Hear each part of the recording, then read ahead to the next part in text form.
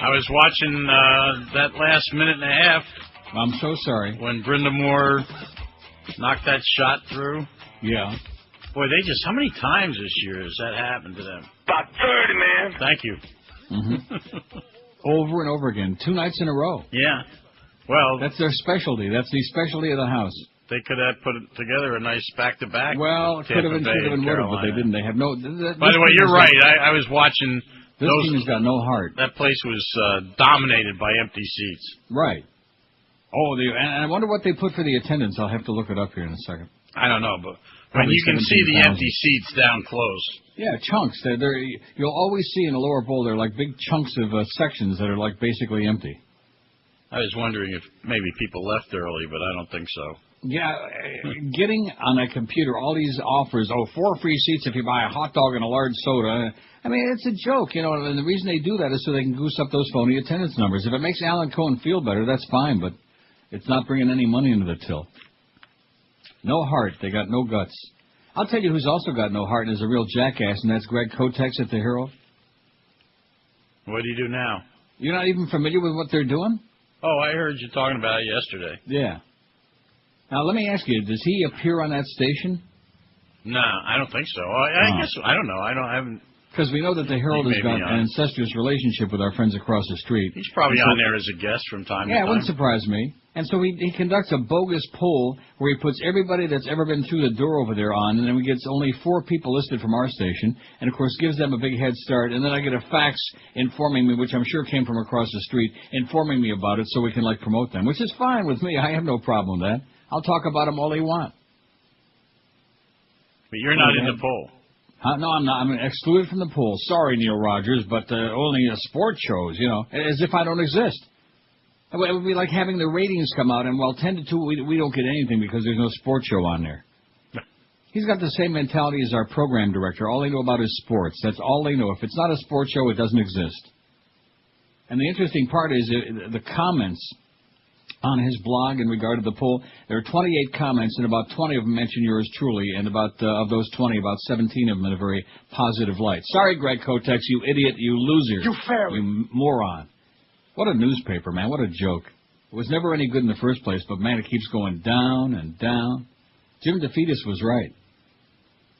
Remember what he said, that column he wrote about before he got canned about, this used to be a great newspaper. We can't afford it anymore, so we're doing the best we can. I have an update on Jim. He's going to be doing commentaries on WFOR. Oh, my God. Hopefully behind a mask. He's going to be on regularly. He makes Michael Moore look like Brad Pitt. And he's getting a radio show, but I don't know where. Well, radio show might be okay. I don't know, but I mean, he's got a body for radio, not for TV. He's going to have a Saturday radio show someplace. He looks like somebody took Buddy Nevins and stuck a bicycle pump up his ass and just blew him up to about 10 times the size, like he came out of a dumpster. You ever see him, Jim DeFetus? Only in pictures. Oh, my God. Oh, wow. How about a shave and a bath would be good for a start? Brush your teeth. Yeah, maybe brush those nasty teeth. Other than that, we don't want to start out ripping people, though, today, other than Greg Kotex. So let's see. At the last time I checked about 10 minutes ago, we got 1,196 votes. And, of course, it doesn't really mean that much because there's crossover between the two stations.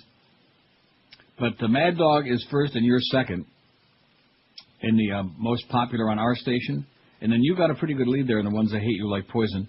And then over the other side, let's see, Joe Rose 175, Dan LeBastard 158. Of those, about at least 80, I would say, are from him and his boyfriends. That guy, man, you talk about an ego. He makes Steve Kane look modest. I don't know what his story is. What an egotistical LeBastard. Well, that kind of a poll, is so people can just keep hitting it, right? Right. Well, yeah, you can keep going back and doing it again. I remember one year the Herald had a write-in survey on most popular and least popular, and I got both. Right. Which is good. That's a good thing. I remember that because I talked about it on the air, and I said, Howard Cosell used to get the same. He was the most popular and also the most hated. Right. Which it means at least people knew who he was and they had an opinion. Yeah, and it means that... If there's nobody who doesn't like you, then you've got a problem. That's right. But when they're like speaking of Steve Kane, when 95% of the audience hates you like poison, then you have a big problem. It's pretty revealing reading the comments there, including from Eddie, this is Eddie. Some of our crazy people on there, too. That's good. And then there are a couple of messages signed Howard David on there, too. As a matter of fact. Oh, Howard voted? Appreciate them. Well, not really. Not the real. A couple of our clowns out there. One says, if anybody at QM is reading this, could you please send my hairpiece? I left it at the station. Things like that. Oh. He left a muskrat. He's kind of a rambling guy. Remember the muskrat ramble? That's the Mo Man. But, Mo. Yeah, then you saw Mo go. Won't see him no Mo. Nope. But it's kind of amazing that we have all this other stuff going on, and still life goes on. He always said, well, what are they going to talk about after I leave? Well, we haven't really talked about him that much, and don't plan on doing it. Got other fish to fry. I'm trying to get Calder reopened. What do you mean reopened? Well, you mean for the simulcasting Gulfstream? Yeah, the division, even if it's still in the courts, could give them a stay and let them continue, but they don't. But here's something that's really incredible. Are you start with that horse racing again? First we start out with talking hockey, government. Now on to horse racing. I'm talking what's going on in the state of Florida. I think you're going to check from across the street to sabotage my show. Go ahead. This is about the state of Florida and how it operates, okay? Oh, I know that. And this is very akin to what happened with the slots. But the sluts? The head of the division they've been trying to reach him from all the tracks since December 16th. He has not returned a phone call. Oh, he sounds like Troy Stratford in our sales department. That's who he regulates. Manager. That's who he's supposed to be regulating. I have an account that called Josh Cordes this morning and has left message after message for Troy Stratford, who won't return their call. Left a message for our sales manager, who also wouldn't return their call. How do you like that? One of our fine accounts. Well, the sales manager's busy, you know. Doing what? Looking for another job? I hear he's up for the division of parimutuel wagering job. He'd be a perfect fit. He'd be great for that. He'd be always AWOL. That guy didn't do anything either.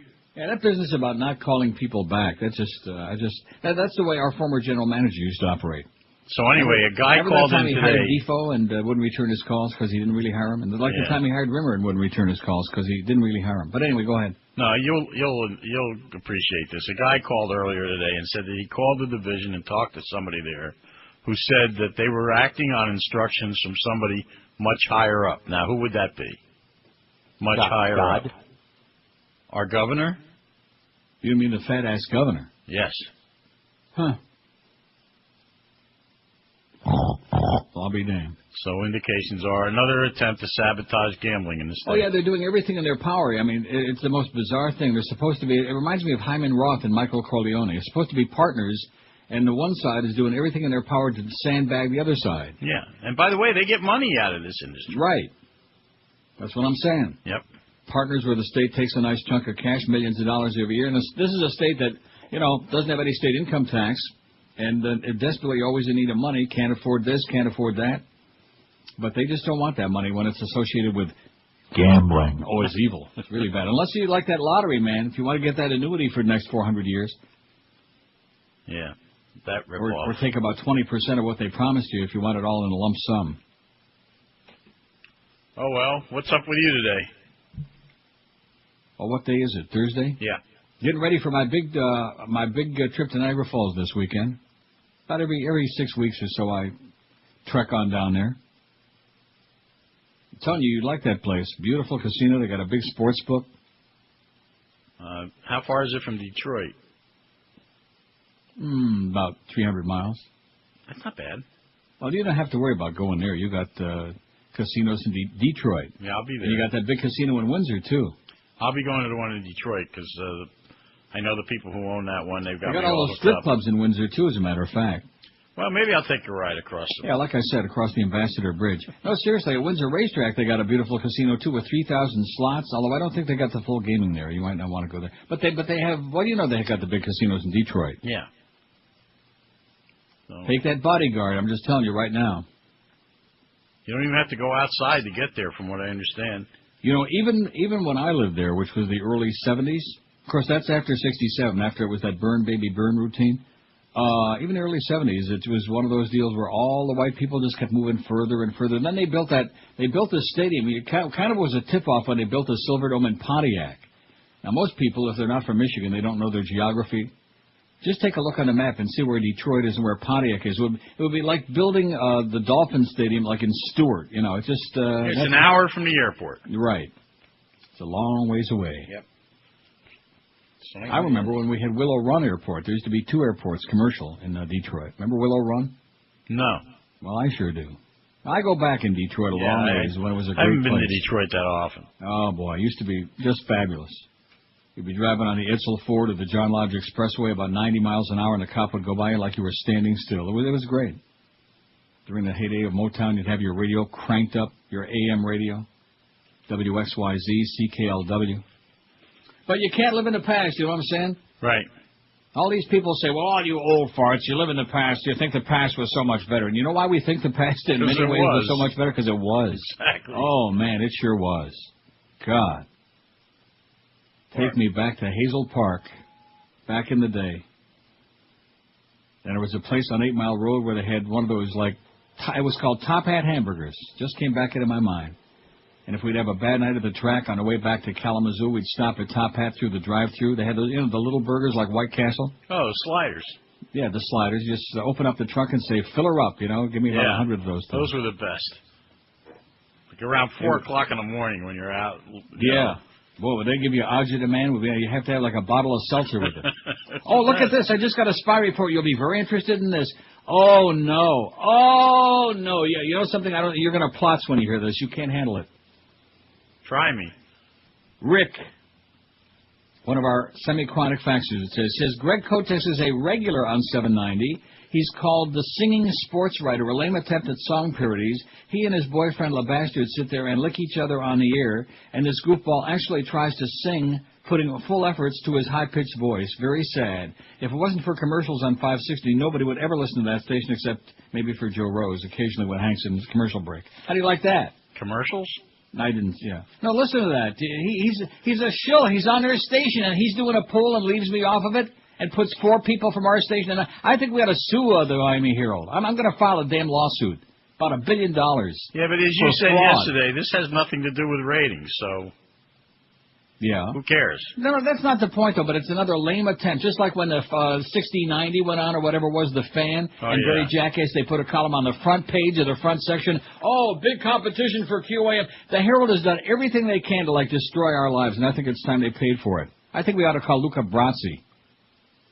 I think we ought to call up Jim DeFeedy, and he can go over there in the middle of the night and take care of business. You know what I'm saying? He can go over there and take a big dump on somebody's desk. Oh, God. That's not a pretty picture. No, that's what I'm saying. I'll leave you with that. Think about that one the rest of the day. Thanks. Thanks a lot. That whole building might just get sucked into the earth after that happens. Have a great day. Kaboom. See you mañana. You too. Bye. We're done. When it comes to sports, we're the authority. I wanted to talk to you something about the Dolphins. Somebody told me, I don't know if it's true or not, that Nick Saban said something about trading up for the opportunity to give Vince Young. Is that true? Yeah. We're let's see. What was the trade? We're giving up Seth McKinney and next year's number 6 to move up from 16 plus, so we can get him. Really? Yeah. Do you think that would be good for the Dolphins? No. A lot of backing, too big a price to pay. Really? Yeah. All right, Mad Dog. Okay. Drinky Winky. The Mad Dog Jim Mandich Afternoons 47, Sports Radio 560 AM.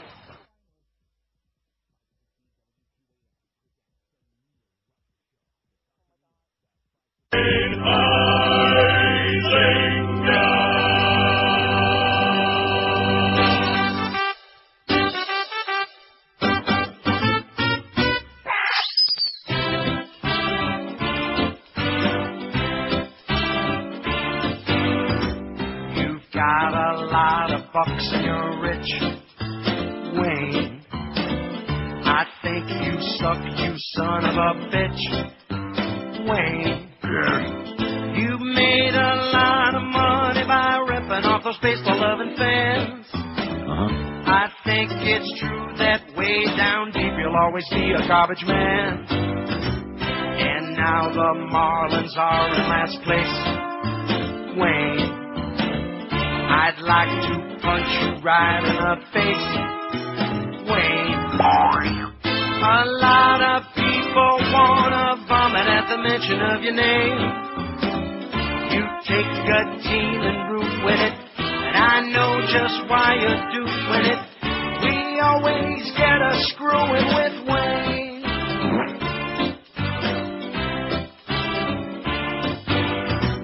You really put us down in the dumps, Wayne.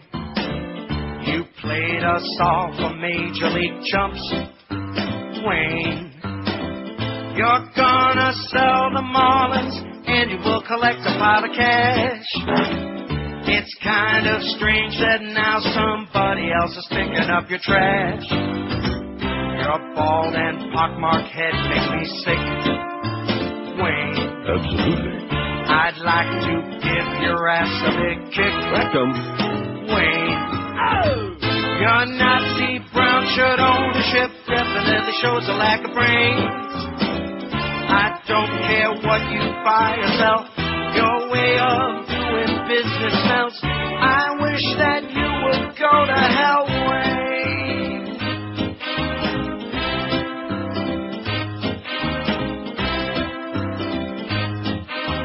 Hey, Wayne Huizenga, screw you. Oh, okay. Well, I haven't played that in a long time, you know. In fact, we're going to be playing a lot of stuff we haven't played in a long time.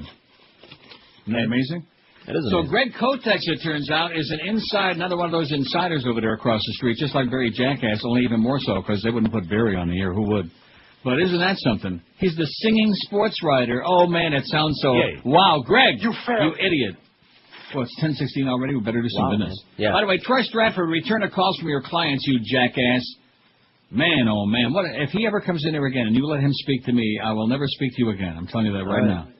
Just keep his nasty ass out of it. I can smell it all the way up here. Mark the time down, Josh. Resolve yourself to a better night's sleep in 2006 by calling 1-800-MATTRESS right now. Nothing's got a bigger impact on your daily health, well-being, and productivity than a good night's sleep, and you can get one as soon as tonight. If you make that one easy call, just call Dial-A-Mattress, 1-800-MATTRESS right now. If your mattress is more than 10 years old or it's noticeably sagging or lumpy or bumpy or schmutzy, it's time for a new one. Choose from the complete line, Sealy, Serta, Simmons, King Coil, Tempur-Pedic, and Stearns, and Bananas Foster, too.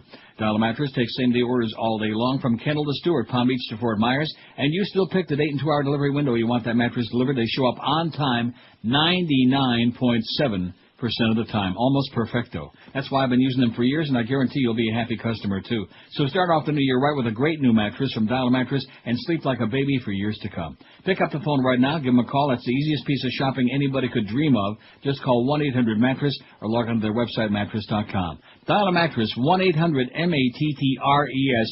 Leave off the last S because it stands for sensational, stupendous savings. This is Neil Rogers.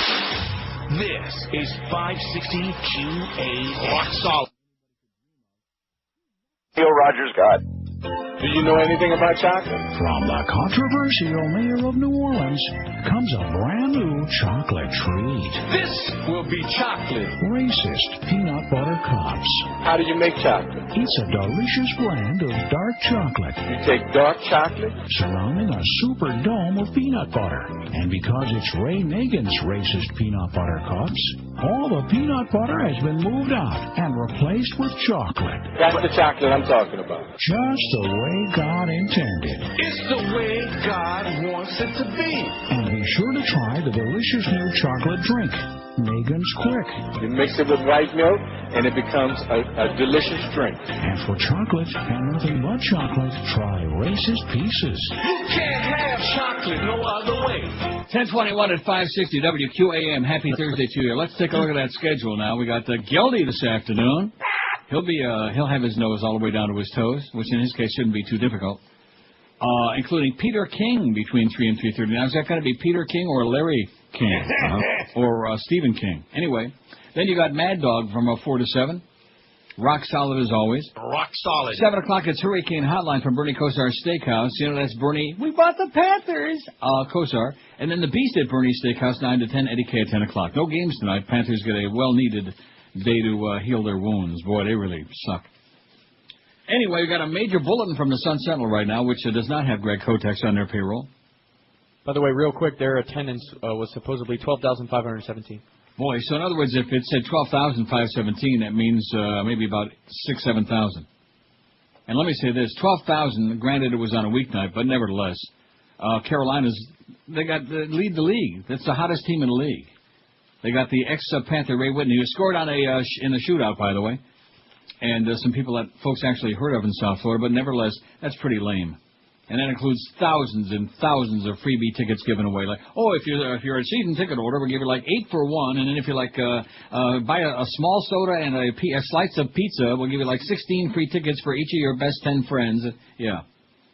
You're not fooling anybody, Alan, okay? You can keep whining and dining. You keep intimidating the broadcaster. Poor Dave Strader there, who wishes he was back in Detroit or somewhere. Man. Anyway, the big bullet in Tiger Woods moving the sprawling $38 million estate on Jupiter Island. Aren't you excited? He's still boring as hell. So he's got billions and billions and gazillions of dollars, and he still bores me like crazy. Lots of boring people are rich. Oh, yeah. Like Donald Trump, for example. And George Steinbrenner. In fact, I think, and Bill Gates. V. Gates. Are there any very wealthy people who are, like, interesting? Hugh Hefner. All right. Hugh Hefner's one. But he's not, like, crazy wealthy. He's just, I think he's got a couple of bucks stashed away under that lumpy mattress. You don't think? I'm thinking, no, he must. But that, what's that, David Branson? Because he's always doing the balloon thing or the this thing or the that thing. Not that that's interesting to me. Yeah, you mean the guy from Virgin Airlines? That's the one. He's doing stuff. Richard Branson. That's it. What about him? He's always doing stuff. Yeah, he's doing Not interesting to me, but at least he's having some fun. Well, Donald Trump's always doing somebody, too, but nevertheless, usually...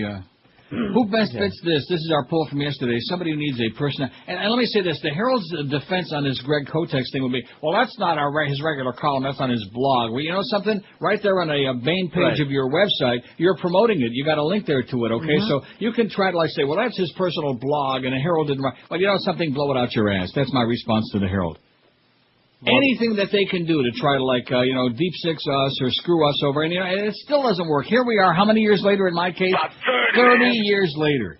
Since the day I came to town and had the audacity to knock the Miami Herald on the air, they've been doing everything in their power to, stick it to me, stick both feet deep inside my body. And here I am still going strong at the age of 110. How do you like that? You goyim over there at the Herald, you anti-Semites, you lunatics. You can't even imagine the things that Howard Kleinberg says about you. Well, anyway. I just made that up. Someone who needs a personality. Well, that's because the Miami News used to be like the stepchild of the Herald, and then, of course, the News disappeared one day. Miami News wasn't a bad paper. Except that Howard Kleinberg kept writing editorials against casino gambling, where privately he told me he was in favor of it. That's okay, Howard. All's forgiven. I sure hope he's okay and not going to those Panther games. Who best fits this? Someone who needs a personality transplant, 1,076 votes. And Al Gore and John Kerry. Pretty sad commentary. Al Gore's over there at the big film festival and with his documentary and going to save the world, and after he fixes the internet's all up. Right. Good. He better. Al Gore 197, John Kerry 169. Oh, boy. And those are supposed to be, because we saw that poll on Hillary the other day. They couldn't find 3 people who would vote for her in a fixed election, including Bubba. He said, forget about that. Martha Stewart 108, Joe Zagacki 105. Joe Zagacki sucks, okay? Okay. Anna Nicole Smith 101. Tiger Woods, 82, with his big $38 million mansion in Palm Beach. Anybody care? No. No, only golf nerds. Nothing worse than golf nerds. Ben Stein, 57. Now, there's another example. Sure. Boring. Oh, my God, is he coma-inducing. Rich he and was boring. He was on the other one, the other, whatever the hell it was. Terminal. Personality transplant wouldn't do it. 57. Bob Greasy, 51. Coma-inducing. Mel Gibson, 46. Jimmy Syphilis has got 30, man. Pete Sampras, 28. Kevin Costner, 25. Bino Cook, 23. Jeff Gordon, 19. Ellen DeGenerate, 16. Senator Bill Nelson, 14. And Bernie Williams has 5. The expressionless Bernie Williams. There's another guy with millions and millions and millions of dollars, and he's still, and tremendous talent, still boring. Man, is he boring. God. He's as boring as vanilla ice cream. And that says it all. 26 past 10 at 560 WQAM. The Emerald Coast is Florida's numero uno Asian gourmet buffet, as rated by Zagat Restaurant Review. Every Friday through Sunday night, you can enjoy Lobster Fest, featuring Maine lobster served Thermidor style. And every night at the Emerald Coast is Crab Fest, with Alaskan snow crab legs, Dungeness crab, and Jonah Stone crabs. Get those crabs at Emerald Coast. The menu still includes fresh oysters on a half cell and a sushi bar with over 30 different items. The Emerald Coast also serves New York steaks, juicy and delicious, cooked to order just the way you like them, and hand-carved prime rib, too. Just zillions of delicious fresh items on the menu. And on the weekends for dessert, leave room for the Emerald Coast famous 40-inch chocolate fountain. You can hand-dip your own strawberries, marshmallows, other decadent treats, and January 27th, that sounds like tomorrow to me, through February 5th. Come celebrate the Chinese New Year with the Emerald Coast featuring roast duck, crispy chicken, sweet and sour fish, and roasted suckling pig every night, too. The Emerald Coast has got in fact, speaking of roasted suckling pig, maybe Jim DeFeedy will be there with like an apple in his mouth. The Emerald Coast has got 3 convenient locations to serve you. They're in Sunrise, Sunny Isles Beach, and Pembroke Pines. Reservations suggested. Call 954-572-3822 for a real feast at the Emerald Coast Chinese Buffet. This is Neil Rogers. This is 560 QAM. Oh. Oi! When I shop and get into the cashier line, I'm stuck behind an old bag almost every time. Wearing white slacks too sheer for the stains too high. And farting in line. Farting in line. Farting in line. Farting in line. Look the crowd. See everybody's head hanging down. Avoid the mushroom cloud, thanks to missing baby cries. Who's farting in line? Farting in line. Farting in line. Farting in line. Writing out a check as she's farting away, but they won't accept checks from the Bank of Bombay. So she scours her change first for pennies or coupons and dimes. Boy! While farting in line. Farting in line. Farting in line. Farting in line. All the time, I want to say that it ain't mine. The old back looking so sublime with a little smile. Farting in line. Farting in line.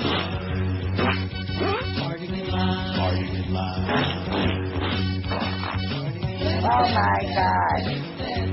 10:33, 27 before 11 at QAM. You know, I think George is sending these comments over there now on this comment line on this blog. George, me? Yeah. For example, here's what it says. I love Neil Rogers. He's the real America. I need some action, but George, he's Hitler, signed Gilbert Solomon.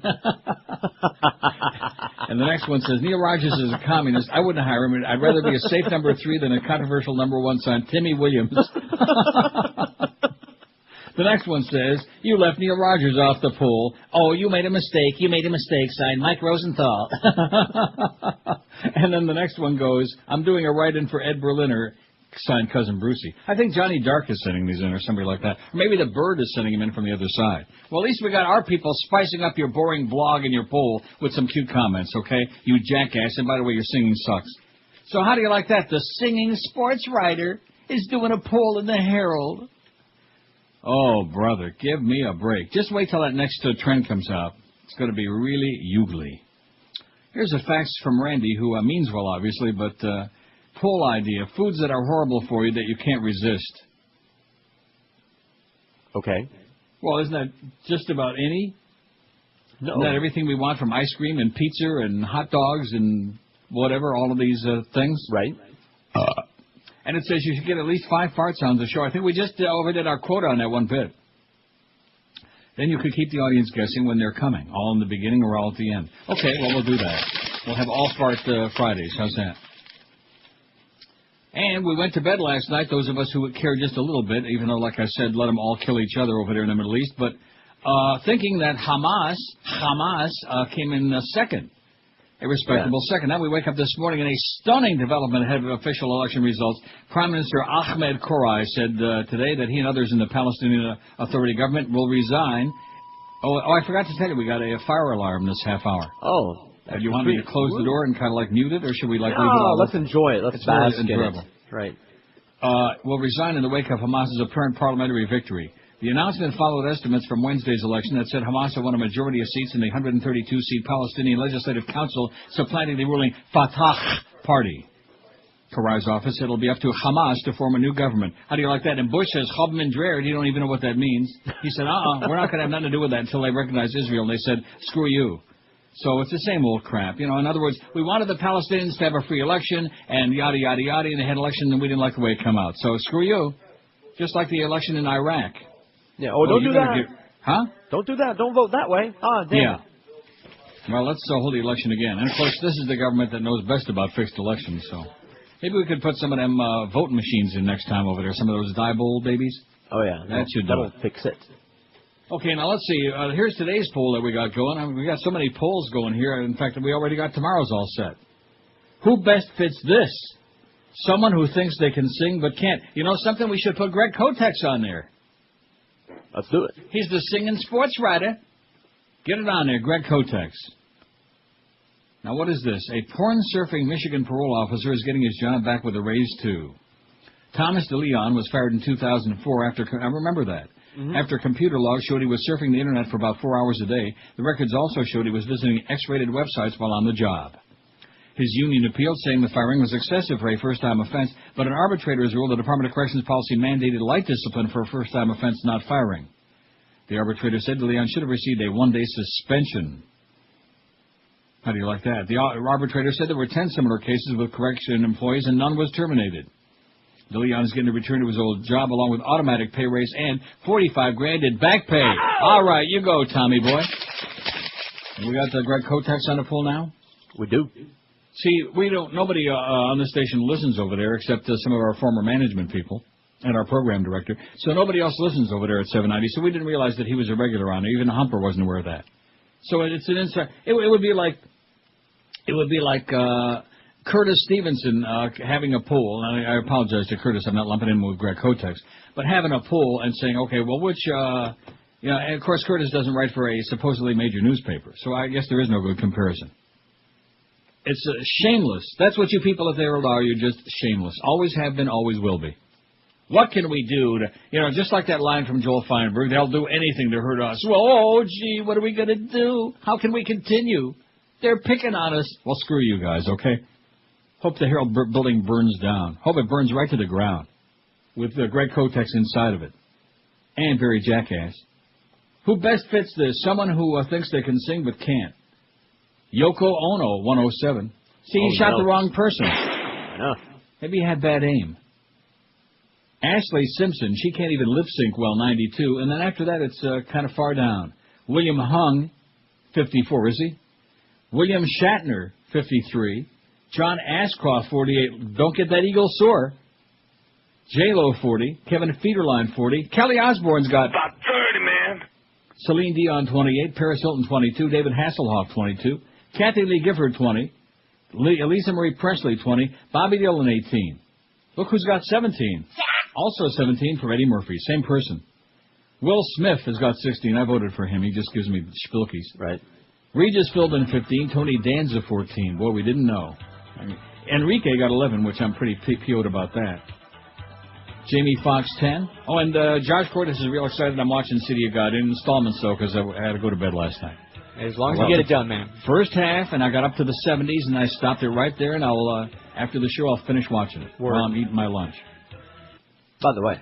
Yes. Got a fax here. Remember how we were talking about Hulk Hogan yesterday? And no, it's his daughter. No, it's him. Yeah. Well, there it is. Somebody faxed in. It is Hulk. He does sing, sort of, and here it is. If you want to be a Hulkamaniac, I can sure tell you how to stay on track. You get a train, say your prayers, eat your vitamins, too. Okay, well, get him on here right away. Yeah, please, before it's too late. Yeah. Enrique 11, Jamie Foxx 10. Oh, Jamie Foxx. Oh, there's the...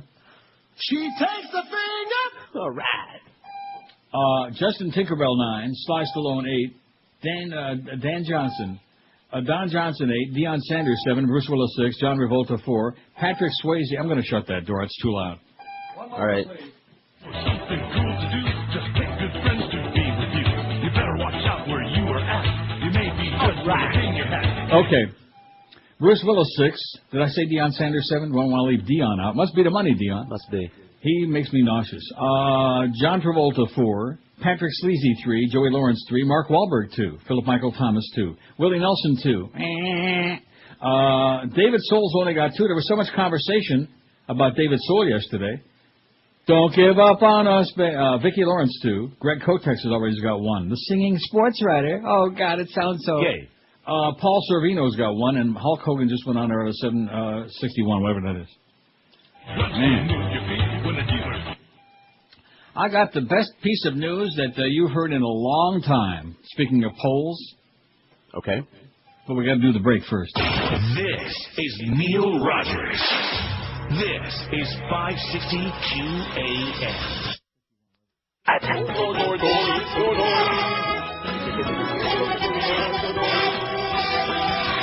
Life in Paris is nice and get boring. On young tournaments and shuffleboard. If you think that's funny, buddy, a little laugh on you, 'cause you're gonna miss me. You bastards will miss me. That's right, you're gonna miss me.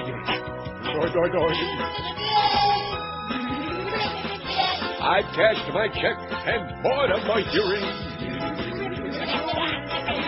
A white one with a great big bench seat. I got some ointment for the rag that's pointing me from all of your rakes and dingleberries.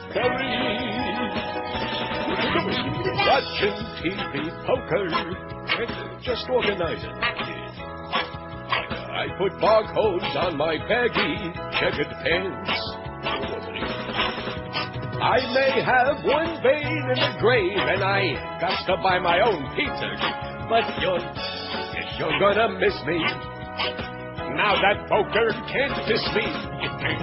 Well, you're sure gonna miss me.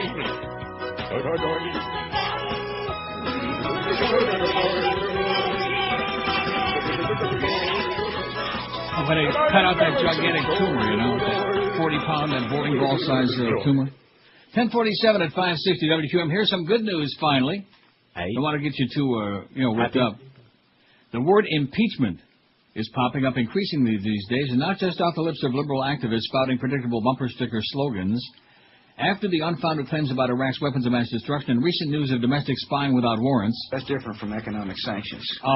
Mainstream politicians and ordinary voters are talking openly about the possibility that President Bush could be impeached.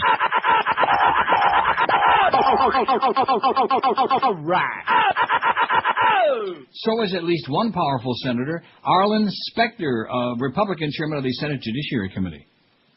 A poll released last week by Zogby International showed 52% of American adults thought Congress should consider impeaching Bush if he wiretapped U.S. citizens without court approval, including 59% of independents and even 23% of Republicans.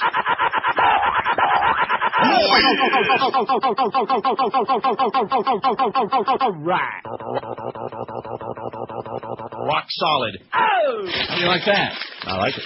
Yeah, there you go. And he's on there, bitty-beep, bitty-boop. And there is no compromise when it comes to, when it comes to his dictatorship, right. In fact, I just had a story I sent to Josh there about Alberto Gonzalez with his VO5. And there's a little bit of wording in some memo there somewhere along the line that he wrote that says, basically, the Patriot Act is just window dressing. They don't need it because he's already claimed his dictatorial powers. And whether the Congress renewed Patriot Act or not, he's just going to go ahead and do whatever he wants. Right. Because it's the war on terror, baby. Perpetual war for perpetual peace. Oh, boy. Protecting the American people. That's right. Safety, safety, safety. You got it.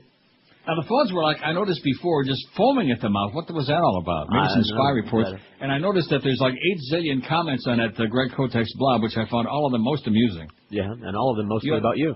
Yeah. Well, no, but they're all from, our groupie people. Well, who else would be Have you looked at them? There's even one from the bird from the other side. Yeah. And one from the mad trumpeter. La-ta-ta-ta. They're all on there. Hey, Greg Kotex, you're an idiot. Okay, now that you've been let out of the closet, you fairy, as the singing hostess or whatever you are in there, get serious. What a joke! Even in a weekly reader, even like in kindergarten, they'd be embarrassed by this. Remember, I talked about how I had a friend, Howard Kurtz. What was that his name? No, that's the jackass on CNN. Howard something or other. When I was a kid, some Jew kid, and we used to go in a basement, and no, not what you're thinking. And we used to make our own little newspaper. Remember with a gelatin? I forget how that worked. Oh, there's like a tile. No, like a gelatin printing press. It was purple. The printing press, I assume. Well, it wasn't really a printing press, but you could print stuff on it. Okay. On the gelatin. We had our own newspaper. Even we wouldn't have put Greg Kotex on it. That's the point I'm trying to make to you. Pathetic. WQAM, hello. QAM. Uncle Neil. Yes, ma'am. Hi. How about for your poll? I don't know if he's on yet or not because I just tuned in, but the singing newscaster Rick Sanchez. I just pulled a fax off the machine saying man, Rick you must be Sanchez. What are the psychic. odds? Somebody just said exactly the same thing. I'm reading it as she's saying it. Rick, what about Rick Sanchez? All right. That's it's great. Amen, sister. I love you to pieces, Neil. Thanks. You're the best. Bye. Even the dork lady has got a mention there on the Greg Kotex blog. So keep those messages coming. And somebody probably ought to put one on there for the unsuspecting folks that Greg is he's an inside spy over there across the street at 790. He's on the payroll. A disclaimer would be appropriate. Yeah, a little bit of a disclaimer pointing out that the whole thing is a fraud and a fake, and that's why they left me off of there, and they put 9 of their... Why don't they put, what's his name? Put Greg Kotex on there, too, while you're at it. If he's a regular on the show, why not put him on the poll for 790? Goose up a couple extra phony votes. You jackass, you idiot. You fairy. This is South Florida, baby. Mm-hmm. South Florida. 5670560, pound 560 on the Verizon Singular wireless line. How about that Hamas, baby? They're doing it. WQAM, hello. 1 in a million. Well, he's got to be doing something. You notice we never see him anymore. I wonder if he's even still there. I don't know. I hope not. I think they phased him off. During the hurricane, they stuck him right in the middle of the water there to see if they could drown his ass. And then after that, they'd stick him on there real late at night. You'd see him occasionally. And then they stuck him down in the coal mine, and he still kept coming back. CNN trying to figure out how we can get rid of Ricky Ticky Sanchez. 5670560, pound 560 in the Verizon Singular wireless line. Boy, there were 80 million calls before. That's the only thing that inspired me, as opposed to going to my humongous, very ample pile. Oh, don't do that. Here's line 9. It'll be short. QAM, hello. Hitler. Yeah, he's on there. Yeah, he's on there tapping it out. Of course, he loves me. He just hates you. He's screaming at you, not me. I see. He's my bud. WQAM, hello. Get it right. WQAM, hello. Good morning. How are you? Okay. Happy New Year belatedly. I hate to tell you, Rick Sanchez is still appearing on CNN. I think I saw him just last week. He's still down in New Orleans. Yeah, good place for him. I think they're trying to figure out how deep they're going to rebuild New Orleans. Arlen Specter, I can't figure this guy out. Sometimes I think I know his true colors from the Warren Commission, but, he's lined up with the Toledo clown. And then he turns around and he wants to talk about impeachment. It's like you never know which way the wind is blowing. Yeah, well, he's had a lot of chemo, it sometimes affects your mind. Maybe the hair is growing inside as well as outside. I think he was that way before that. He's always been that way. With that magic bullet, baby. I tell you, that bullet did a hell of right in midair, it took a U-turn. It hung a Ricky. It did. Is William Shatner on your poll? Yes, he is. Okay, I just wanted to make sure. I don't know if he's a strong fourth right now. He got 54 votes. Excellent. All right. You have a good day, sir. Thanks for the bad news, Pally. Bye-bye. See ya. Ricky Sanchez, they hit him with 5 shots. He hit that guy with 1 car, and the guy's dead, but Ricky's still alive. By the way, there's no justice. Before we get off the singing subject. Yes, let me open my door, yes. I want to thank Adele for turning us on to the Hulk Hogan thing, but also on that very same site. You ready for this? Yeah. Why do people have to fight? I don't know. What is that? Any guesses? Oh, it floored me. And I can't keep this all to myself. To do what crime? Pee Wee Herman. Close. Hervé Villachez. Oh! Oh, my God. You midget. Dead midget. Playing. Is he playing? Oh, my goodness.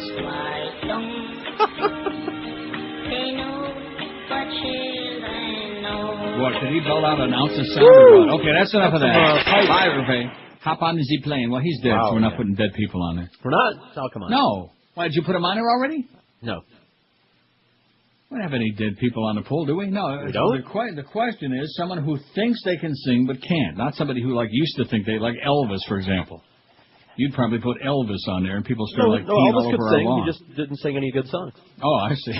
Well, that's a good point. And just like he probably could act, but he never made any good movies. I'm not sure he could act, but we never found out. He acted like Elvis. Yeah, silly. Someone who thinks they can sing but can't. Yoko Ono, 117. Ashley Simpson, 103. William Hung, 61. I doubt it. William Shatner, 56, as in Q, 56. John Ashcroft, 48. J-Lo, 42. Kevin Federline, 41. Kelly Osbourne's got... About 30, man. And she got my vote. Celine Dion, 29. Oh, we apologize for that. We apologize for the election on Monday night, and we apologize for Celine Dion. David Hasselhoff, 25. Paris Hilton, 22. Kathy Lee Gifford, 22. And by the way, whoever put the comment about my show sounds better when I'm in Miami, I am in Miami, so what do you know? These people are thinking, well, he's in Toronto, it doesn't sound... Right. Guess what? I'm in Miami right now. I think the show sounds better when you're in your boxers. I am in that, too. Bob Dylan, 20. Shaq has got 18. 17 for Will Smith, Eddie Murphy. Tony Danza, 15. Regis Philbin, 15. Sly Stallone and Enrique, 12 apiece. Same guy. Jamie Foxx, 11. Jamie Foxx. She takes the thing up. Oh, don't say where she sticks it. Justin Tinkerbell, 9. Don Johnson, 9. Deion Sanders, must be the money in that pimpmobile, 7. Bruce Willis, 6. John Travolta, 4. Patrick Swayze, 3. Joey Lawrence, 3. Mark Wahlberg, 2. Philip Michael Thomas, 2. Willie Nelson, 2. David Soul, Solamente Dos. Also 2 for Vicki Lawrence. 1 for Hulk Hogan. None for John Hogan, either the driver or the one from Clear Channel. Greg Kotex has 1. The singing silly sports nerd. The sports lady. Paul Sorvino, 1. And Rick Sanchez just on there, but he'll start moving up. This is Neil Rogers. This is 560 QAM. This is the Neil Rogers Show. This is your brain. Any questions? You've seen him on Channel 7 News. First as a 2-bit reporter. Now as a 2-bit anchor that wears more makeup than Tammy Faye Baker and Mary Kay combined. Rick Sanchez sings.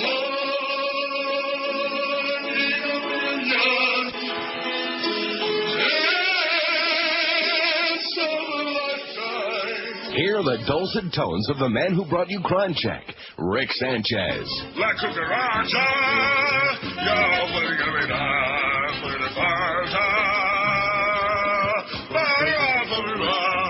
Rick Sanchez.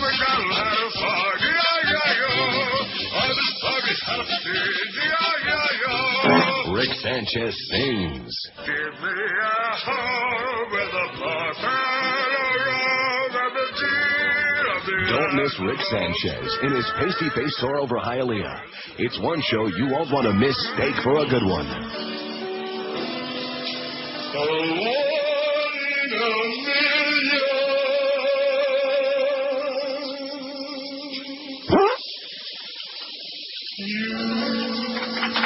Rick Sanchez, he loves his audience.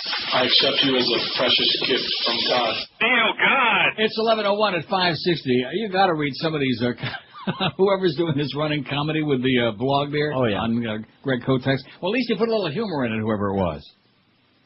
Are you reading these? I read them this morning. I guess there's more. Oh, no, there's a whole lot new. For example, here's one that says, "Hey, Cote, my sources say this is a bogus pool and you're on the 790 payroll. Let's do lunch at the dog track," posted by Tom Jicka. Oh, yeah. These are great. Here's one that says, "Neil is my homeboy. Call me homie. Lay off my cashmere bouquet. All right," posted by Warren Cromartie. Call me homo. Yeah. Let's see. They're all cute. The Mad Trumpeter's on there. All of our people. Just inundating Greg Kotex in your phony-ass poll. It's the singing sports lady on 790. Oh, brother, what a joke. See, you can eliminate me from this bogus poll on your blog. The only thing you can't do, though, is eliminate me when the numbers come out. Oh, I see. Wouldn't they love to be able to do that? Well, we're just going to wash away 10-2 because that's not a sports show. So just take the eraser and erase those numbers on there. Erase that 6-8 in December. And our one, whatever they have. What do they have, a 1-6? Pretty weak. I forgot. Of course, in the 2 to 3 hour. Well, we don't want to talk about that because that's ancient history.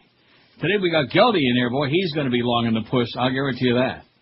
After those Panthers, 2 nights in a row. Now, at least 2 nights ago in Tampa, they pulled it out in overtime, thanks to Ole the not goalie.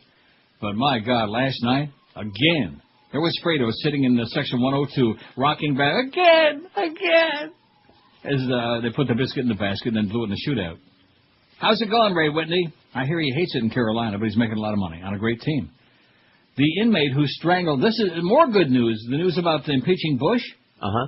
This is almost as good, maybe even better. I saw that on the news last night. I know what you're going to say. The inmate who strangled child molesting priest John Gagan was convicted of murder yesterday after failing to convince the jury he was delusional when he killed one of the central figures in the Boston Archdiocese sex scandal. Now you say, why is that good news? Well, the fact he got sentenced we don't care about, but it's just a reminder that he took care of John Gagan. Well, it's good news because in case they should convict another priest and put him in jail with this guy, he'll be there for him. He'll be there for a long time. That's a good idea. Excellent point. He'll be there waiting. Mm-hmm. Joseph Druce, 40, faces an automatic sentence of life in prison without parole. After hearing the verdict, he looked at the jury that rejected his insanity defense and said, "It's all right, good job." Oh, like when they have those phony hockey fights and they like beating each other and the blood is pouring from their nose and they're like pulling the sweater over their head and then when the linesmen finally separate them, they're like, "Oh, good job," good, and they pat each other like on the back. Good job. Well, what is that? On the back good or on job, the butt? my ass. As the jurors filed out of the courtroom, he said, "No hard feelings. Have a good night." I hope you can sleep with us. No, he didn't say that. They should have Drew given him sneaked a into medal. Gagan's prison cell in August 2003, jammed the door shut with a book, and then beat the 68-year-old Gagan and strangled him with stretched-out socks before the guards could step in after they waited for a while. They're probably outside the door, like, laughing and chuckling. "Hey, Pops, you okay in there? Hey, Father." Drew's attorney argued that he would... Huh? Nothing. I'm just picturing that. Oh. Drew's attorney argued that he was insane at the time and believed God had chosen him to kill Gagan and sent a message to pedophiles around the world. Prosecutors, however, argued that Drews was a conniving killer who planned the murder for weeks so it could be a big shot in prison. The jury of 5 women and 7 men deliberated about 7 hours over 2 days. Bada-beep, bada-boop, bada-bop. At the time of the slaying, Gagan was serving up to 10 years in prison for fondling a 10-year-old boy, but was accused in lawsuits of molesting some 150 youngsters. It's just a Catholic priest effing way. What are they worried about? Just goes with the territory. Their effing way is right. That's correct. In fact, you're going to be seeing that movie if you ever decide to watch it. You know, I get you 2 movies now, and I'm busy watching City of God with you. And Josh gave me props for that, props for old Pops. And what are you doing? You're not watching any I movie. went out the one night and there was stuff on last night. You know I'm going to What was want on those. last night? When you hear what he watched last night, instead of watching Primal Fear or what the other one? Caine Mutiny. Imaginary Heroes. He watched Caine Mutiny again, which is a good movie, and then he comes in this morning to give me a song to dance about how it's nothing but a propaganda film for the Navy. I didn't say nothing but. I said about 50-50. Well, you know something? It never even crossed my mind. I've seen it about 80,000 times, and it never even crossed. I hadn't seen it for years. Oh, man. No. It's like a recruitment ad. No, because now you watch everything with a political agenda. Every movie you watch, you got to get. Keep in mind. Nonsense. No, keep in mind the time of the movie. I do. Okay, it was in the early 50s. Sure. All right. Right. Early Go, 50s. buddy. At the time, everybody was very patriotic. We were anti-communist. We were Joe McCarthy lickers. All of that stuff. And it reeked of it. Well, there you go. So maybe it reeked. I still like Robert Francis a lot. No, the drama was good, but every scene. I sure had hope some nothing pitch. happens to Sam from Supernatural. All the Maybe really he'll good-looking get actors, they possessed. always croak. They always get car crashes, huh? Maybe he'll get possessed. That could be it. Well, we can always call Father Mirren. Yeah, in fact, I noticed in watching The Exorcist again the other night, early in the movie, long before there was any talk of any exorcism, when she's going into the Captain Howdy, you're telling me it is. I didn't really think that was. That's right. When the demon starts and she's in bed and she's going, Mirren, Mirren. Remember that when he was tape recording? Mirren. That's right. How do you like that? Mm-hmm. So she was also psychic. Linda Blair. Linda Well, Blair that was the whole. great. That was the whole point. There's somebody right there. I'm going to tell you, if you don't like Linda Blair, we hate you like poison. That's I mean, right. you know, right? That's right. I bet you Josh even likes Linda Blair. Yeah, I do. See, what's not to like? She's just, you know, I'm not talking from a sexual standpoint. I'm just talking about, because she might be a little gay, dykey, if you ask me, but nevertheless. No, you know what famous singer bagged her, don't you? Rick James, bitch. Hervé Villechaize. Who was it? Rick James. Oh, like I said. He's got great taste. Remember that song, Tainted Love? Yeah, I do. Soft. 70QAM, hello. I married a succubus, Neil. I really did. You too? Yeah. Well, congratulations. WQAM, hello. Hey, how about Roseanne Barr for the poll? She sings? She's horrible. Okay, well, we agree with that. Roseanne Barr, I guess she may sing. No, she did that national anthem thing, and it was a joke. She doesn't really... Well, put her on there. Put her on there just for old time's sake, okay? Roseanne. Just Roseanne. Barr. Let's see, if anybody deserves to be on the poll, it's Tom Waits. Okay, let's get Tom Waits on there. And Hulk Hogan's daughter's trying to put together a singing career. Good luck with that. Great show as always, signed Dick. Thank you, Dick. 567-0560, pound 560 in the Verizon Singular wireless line. I feel like we've been born again, boys and girls. I don't know about that. My check showed up on time yesterday thanks to tremendous help from our new general manager, Joe Bell, who's done more for me in about 2 weeks than somebody did in about 8 years. I don't want to mention no names, Greg, but nevertheless, somebody who's like actually involved. So the fact that our sales hold, Troy Stratford, and our general mangler, Christian Raymond Burr, whatever his name is there. What is his name? Curtis Raymond Burr? Okay. Ain't returning clients' calls now. I don't think that's going to sit too well either. See, because some of these people are under the delusion, I guess, that they're under the old regime and they can kind of like fake their... Remember I was talking about that last week? Right. People faking their way through life and taking a paycheck and not returning people's phone calls. I'm going to tell you right now, anybody who's supposed to be a professional in anybody's business, any business, who doesn't return phone calls is a piece of crap. Okay? Troy. WQAM, hello. Hey, Neil. Can you tell George that it was Rick Springfield, not Rick James, the one the boy was with? Sorry. Oh, he said Rick James. That's what made me gag. Sorry. Oh, Rick Springfield. Sorry. I'd like to see that. Sorry. She might have been with Rick. She might have been with Rick Springfield, huh? but she had a very long and passionate relationship with Rick James. Rick Springfield had very long what? Now Fingers? listen to me. You said Rick James. I said Rick James, and I'm telling you, she had a relationship with Rick James that she and Rick pursued. Springfield. Well, Perhaps. maybe she spread it around a little bit. Well, at least thank God she's not a dyke anyway. She's not one of those people that you were hoping was a dyke, you know? I mean, it's, I it's wouldn't very care. trendy. I wasn't going to get her anyway, so she Yeah, might as well I be know. a dyke. That's for damn sure. WQAM, hello. Hey, Neil, did you hear any of that Michael Irving interview on Hank's show? Did I hear what? This sounds like Reverend Michael Jones. Irving. It is. Yeah, okay. WQAM, hello. And his boyfriend, like I said, side by each in the sack. QAM, hello. Hello, Neil. How's it going, buddy? All right, Pally. I got some names for your poll. Yep.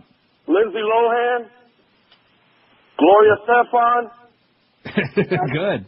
Patrick Swayze. Yeah, he's on there. And Enrique Iglesias. Hate that guy. Oh, he's on there too. Well, you're just jealous. You fairy. You're just jealous because he turned you down. Let's see. For the poll, Canadian Dan Aykroyd and Jim Belushi. Oh, yeah, they're real singers. The Booze brother, the dead brother. Well, one of them is anyway.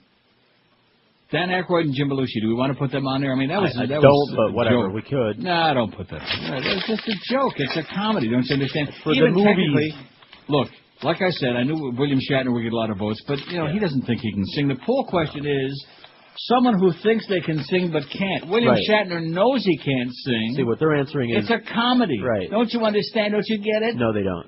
Oh. In fact, I know we got some bits. Here's one. William Shatner's recording of Lucy in the Sky with Diamonds was voted the worst Beatles cover of all time. And now, the Fab former Captain Kirk has a whole CD of Fab 4 covers. It's Shatner Warps the Beatles. Baby, you can drive my car at warp speed, Mr. Zulu. You know I'm going to be a star. I hear they might bring back T.J. Hooker. And maybe I'll love you. Pick up a copy of Shatner Warps the Beatles and set your CD player on stun with this cover of Don't Let Me Down. Don't let me down. Like Priceline.com. When they stop advertising, I'll get you Priceline. You'll need to call Rescue 911 when I'm done with you. You can explore the galaxy and never find a collection of Beatles songs performed as poorly as only William Shatner can. It's Shatner Warps the Beatles. When I find myself in times of financial trouble, I just appear at Star Trek conventions and make 10 grand just for shaking hands with a bunch of people-faced geeks. But then again, they are my fans. It's the Beatles cover album that boldly goes where no Beatles cover album has gone before. Unless you count those crappy versions Leonard Nimoy did. It's Shatner Warps the Beatles. Let it be. Let it be. Let it be. Oh, let it be. These comments on this poll, at least they give me a little chuckle here now and then. Chortle? Whoever these silly ass people, some of our groupies. Probably the same 5 people. Probably the same 1 or 2 people. It says, can we forget keep being told that Kevin Rogers is a wonderful talent? What a joke. And then it says, Kotex blows, meaning Greg. Who's this signed by? Oh, Toast. Toast is the one who's signed on that. This is really cute. So keep those comments coming. I'm sure that Miss Kotex over there, the singing nun, will really appreciate it big time. And speaking of singers, look at this. Brian in Pompano Beach faxes to tell us. Did you see this before? Yeah. Oh, man. Yeah, man is right. Former U.S. Attorney General Janet Reno asked for a little respect last night. Reno chose the Aretha Franklin Classic to sing for karaoke at an event honoring the 10th anniversary of the Human Services Coalition. The Human Services Coalition. You fairy. The event was held at the Bank of America building in downtown Miami. The Human Services Coalition supports the work of other nonprofit organizations to help fight poverty. There you go, and there was Janet there doing karaoke to Urethra. And respect. She just don't get no respect, Janet, you know what? No. Now, do you think it's the Parkinson's or the pickup truck? This is Neil Rogers. This is 560 QAM. Neil God. Attorney General Janet Reno has purchased a red Ford pickup truck and plans to travel the countryside when her term ends later this month. Hi, I'm Janet Reno, road warrior. Before you head out on the open highway, there's a few things you should know about. First off, make sure you're empty before you leave the house. Seems simple enough. Yet most people don't know driving with poopy pants is the 47th leading cause of accidents. Secondly, avoid rest stops. They are nothing but breeding grounds for circus clowns covered with cold sores. Remember, if you have to stop there, don't share their chapstick. That's the 114th leading cause of accidents. And if you've been roadbound for over a week and you're feeling the itch in your loins for some hot, sticky monkey love, do not, I repeat, do not pick up hitchhikers in Nebraska. 7 out of 10 residents of the Cornhusker State do not put out. Trust me, they're a time waster. They all want to wait for they're married. And trying to convince them to take something off is the 412th leading cause of accidents. I'm Janet Reno, and I'll see you on the road. Be looking for Janet Reno's red Ford pickup truck traveling the countryside later this month. All right. 11:19 at 560 WQAM. Jacko spotted dressed as a woman. Oh! Did you see this story? No, I did not. Was he wearing Michael a burqa? Jackson was spotted shopping in a Bahrain mall yesterday, hiding his face behind a veil and donning a black robe traditionally worn by women in the Gulf, reports the AP. Oh, so he was wearing a burqa. Yes. Well, a jerka wears a burqa. Maybe he was looking for a gherkin. The erstwhile king of pop was with 3 children, apparently his own, who also had their faces covered by dark scarves. An unidentified woman accompanied them. Jackson, who seems to be setting in the Persian Gulf, was seen leaving Marina Mall in the Bahrain capital of Manama, whatever that is. Manama. Remember that? Manama. Holding a child by the hand. On the way out a back door, he shook hands with security guards. The back door, of course. Rectum. The woman, also dressed in a black robe called an abaya, jeans and a scarf that partially covered her face, had the other 2 children. All 3 children were wrapped in black scarves and wore yellow shirts and sweatpants or khakis without robes. Since his June acquittal on child molestation charges in California, Jackson has made several trips to Bahrain as guest of Sheikh Abdullah bin Hamad Al Khalifa, the son of Bahrain's king. He reportedly is negotiating a position as a consultant. Oh, my God! He's going to teach him how to do it right. He's the Greg Reed of Bahrain, okay? You call that a consultant? Wow. As a consultant with a Bahrain-based company that plans to set up theme parks and music academies in the Middle East, and merry-go-rounds for little boys. On the mall outing, Jackson wore an abaya, pants, a white shirt, and men's shoes. Oh, at least he wasn't wearing pumps or high heels. His head and face were wrapped in black veil. Also, he wore black gloves. The veil, abaya, and gloves were of a style typically worn by conservative Bahraini women. The woman asked photographers to respect their privacy and told them they were scaring the children before they left in a white car with darkened windows. Maybe they were enjoying some Jesus juice inside. What do you think? Freshly squeezed, I'm sure. I'm sure they were squeezing it. 5670560, pound 560 in the Verizon and Singular wireless line. And, of course, when the little kids are walking around with all that, schmutz over their face, you can't really see who they are or whose kids they might be. You know what I'm saying? Mm-hmm. There's a good plan for him. WQAM, hello. Good morning, Neil. Yes, sir. Was it me? Am I crazy? Did I hear fart sounds and sporting on Woody in Memphis yesterday? You must be dreaming. I must be crazy. I must be crazy. I must be nuts, huh? Maybe on 790 you might have heard that. No, I heard that yesterday. You sure as hell didn't hear no fart sound You know what? on this show. Tell Kim Bocamper to wear looser pants, man, because on his Sunday show... Okay, well, we don't want to hear about it. Oh, no. Little tight. Yeah, well, he's a big sports guy, Bocamper. Yeah. About 8 feet tall. I don't want to go there, okay? Believe me. In any respect. WQAM, hello. I'm easily intimidated. QAM. Neil. Yes, sir. Yes. Okay, yeah, that was good.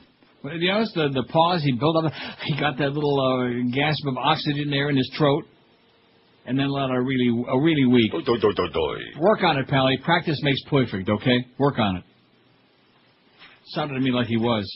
Here's Riley. You know, I don't know. What have I always said? Even good fax people, right? When they overdo it, we start getting a little bit antsy about that. Every single day, and always good though. Yeah. It says idea for a poll. Like I said, we love this Riley guy.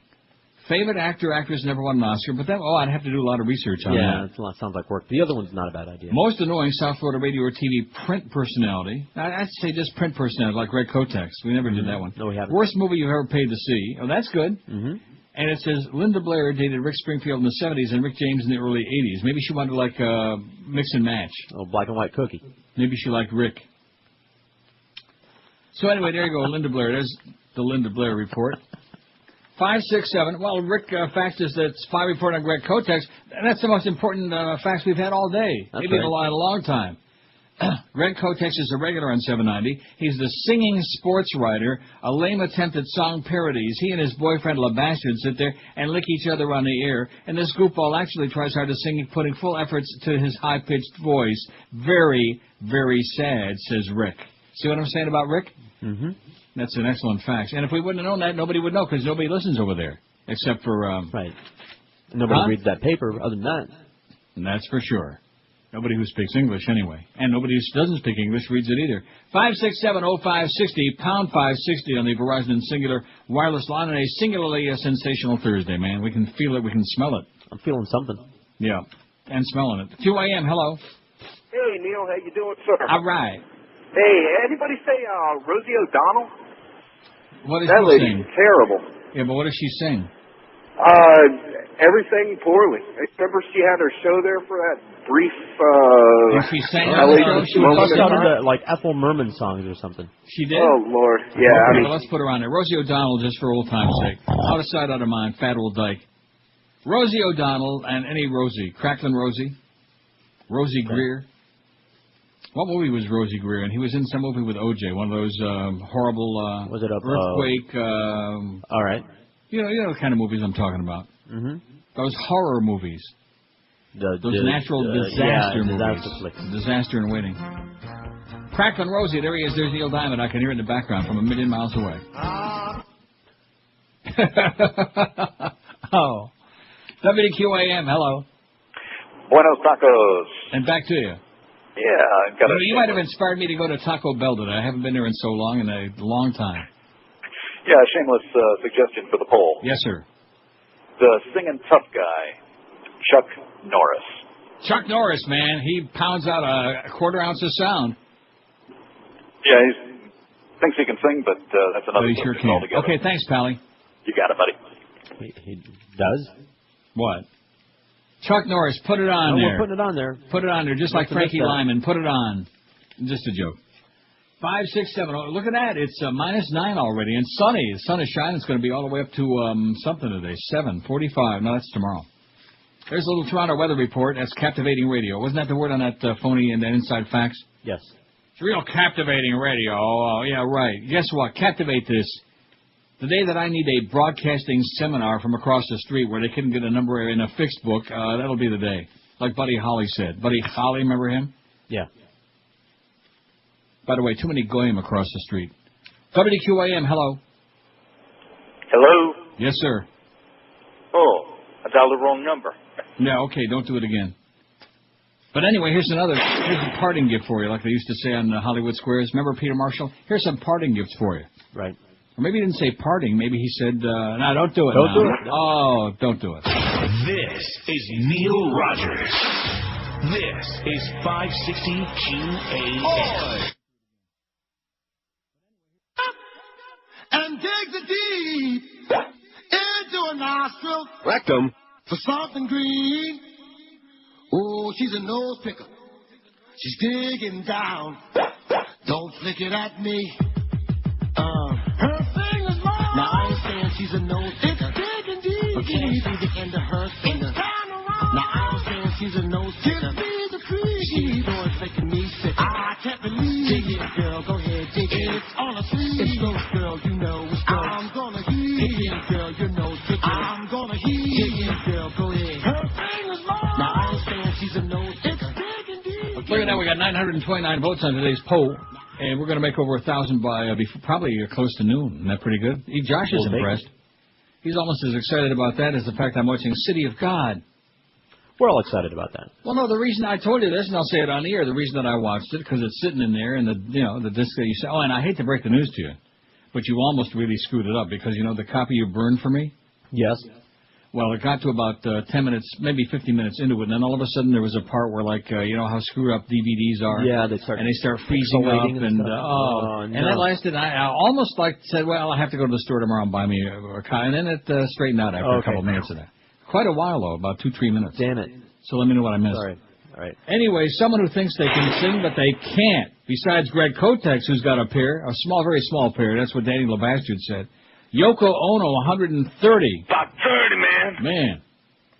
Let's try it over again. Bring John Lennon back, and let's let them get out of that limo, okay, side by each, and give it another shot. Right. Ashley Simpson, 116. William Hung, 68. William Shatner, 65. John Ashcroft, 53. Don't let your eagle get sore. J-Lo, 48, or at least don't let your bird get... Kevin Federline, 47. Kelly Osbourne, 34. Celine Dion, 33. I bet you even Dion's pissed off about her. Couldn't she have been like Celine Jones or something? Celine Kitchen? Good Canadian name. David Hasselhoff, 29. Lisa Marie Presley, 26. Paris Hilton, 23. Kathy Lee Gifford, 23. Bob Dylan, 23. And Shaq has got 22. He can bring it, he can sing it. Not. Regis Philbin, 20. Will Smith, 18. Tony Danza, 18. Eddie Murphy, 18. Enrique the Greasiest and Don Johnson, 14 apiece. Same guy. Jamie Foxx. Speak of the devil, 13. She takes the finger. Okay. Sly Stallone, 12. Rick Sanchez, 11. Justin Tinkerbell, 10. Bruce Willis and Deion Sanders, 7 apiece. John Revolta, 4. Joey Lawrence, 4. Patrick Sleazy, 3. Lindsay Lohan, 2. Roseanne, 2. Greg Kotex has got, like I said, a tiny pair. Mark Wahlberg, 2. Philip Michael Thomas, 2. Willie Nelson, 2. David Soul, 2. Vicki Lawrence, 2. Hulk Hogan, 1. Paul Sorvino, 1. And none for Chuck Norris, Rosie O'Donnell, or Tom Waits, 931. Willie sings and Tom waits. All the time. For him to die. Nice mood ring, though, Willie. Now, is that a mood ring in his case, or is that just a headband, a scarf? I think he kind of precedes mood rings. I think Willie had ring around the collar. Old Willie Nelson. You think he ever took a bath? It doesn't look like it. No. People who look like they never took a bath. That'd be a good pull. Jim the fetus. I can't believe it. Just, I don't know. I'm going to have to... Hank needs a spanking, you know what? Maybe the Beast can do it. I'm a homo? No, I'm serious. He needs a spanking. Some of the people that he sticks up for, just, although it makes for a better crossover, you know? It'd be better if we disagreed on everything. Especially when he starts into that horse racing crap. Anyway, Sharpton criticizes Boondocks for N-word use. Oh, no. Animated series had Dr. Martin Luther King Jr. using the epithet. Aren't you PO'd about that? No, Boondocks is a black comic strip last time I checked, drawn by a black guy. Can I do the story? All right, why don't you? The Reverend Al Sharpton has asked for an apology from Cartoon Network for an episode of edgy animated series The Boondocks that shows the Reverend Martin Luther King Jr. saying the N-word. Ooh. Cartoon Network must apologize and also commit to pulling episodes that desecrate black historic figures. Sharpton, civil rights activist and former Democratic presidential candidate who also needs a bath and a haircut, said in a statement Tuesday. We are totally offended by the continuous use of the N-word in cartoonist Aaron Magruder's show, he said. The episode, The Return of the King, aired January 15th, the day before the national holiday honoring the slain civil rights leader. It shows King emerging from a coma and using the N-word in an angry speech, venting his frustration toward sexually explicit hip-hop videos, among other things. In the episode, King is branded as a traitor and terrorist sympathizer for his turn-the-other-cheek philosophy of nonviolence in response to post-9/11 retaliation. Exhausted, he moves to Canada, but his speech provokes a second civil rights revolution. Cartoon Network released a statement Tuesday saying the episode is a tribute to King and in no way was meant to offend or desecrate his name. We think Aaron Magruder came up with a thought-provoking way of not only showing Dr. King's bravery, but also reminding us of what he stood and fought for and why even today it's important for us to remember that and to continue to take action, the statement said. Magruder has been called a genius and the angriest black man in America as he skewered everything from the Bush White House to black entertainment television, began writing the Boondocks comic strip on which the TV series is based in 1997. The strip, known for its risky political and social satire, follows the adventures of two black children living in a white middle-class suburb. Sharpton said he could appreciate Magruder and his achievements, but added, this particular episode is over the line. How do you like that? Over the line, man. Start towing it. The Boondocks air Sunday at 11 p.m. on Cartoon Network. It's the centerpiece of the Adult Swim late-night block of programming. There's nothing like an Adult Swim, wouldn't you say? Right. I love Think it. your Thwim. Yes. 5670560, pound 560 in the Verizon Singular Wireless line on a singularly spectacular Thursday, January 26th. We got Gildy at 2 in the rotating spot. In the Mo spot. Then we got Gildy followed by the Mad Dog 4 to 7. Hurricane Hotline and Bernie Beast and all that stuff at Bernie Kosar Steakhouse 7 to 10. Eddie K at 10 o'clock. Our award-winning lineup. I mean, we ain't got no Stugats. We ain't got no juice and no toast and no omelet and no frittata. And we got no Mark in the Dark, whatever his name is, Mark Eisensteinberg or Sid Rosensteinberg. Oh, like I said, not enough goyim over there.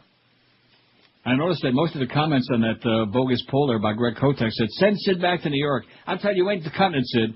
I don't want to get you like neurotic and gambling and drinking again, but you're not cutting it. They hate you like poison. Too New Yorkie, you know? Some people are a little bit too New Yorkie. WQAM, hello. It's Quantic Thursday. WQAM, hello. Hello, Neil. Yes, sir. I've been in TA, Gargling Anonymous. Didn't help, though, evidently. 5670560, pound 560 in the Verizon Singular Wireless line. WQAM, hello. Neil. Yes, sir. How about one for the polar? Which one? Which pool are we on? Oh, the one about singing? Yeah. That's it. How about Dr. Shapiro?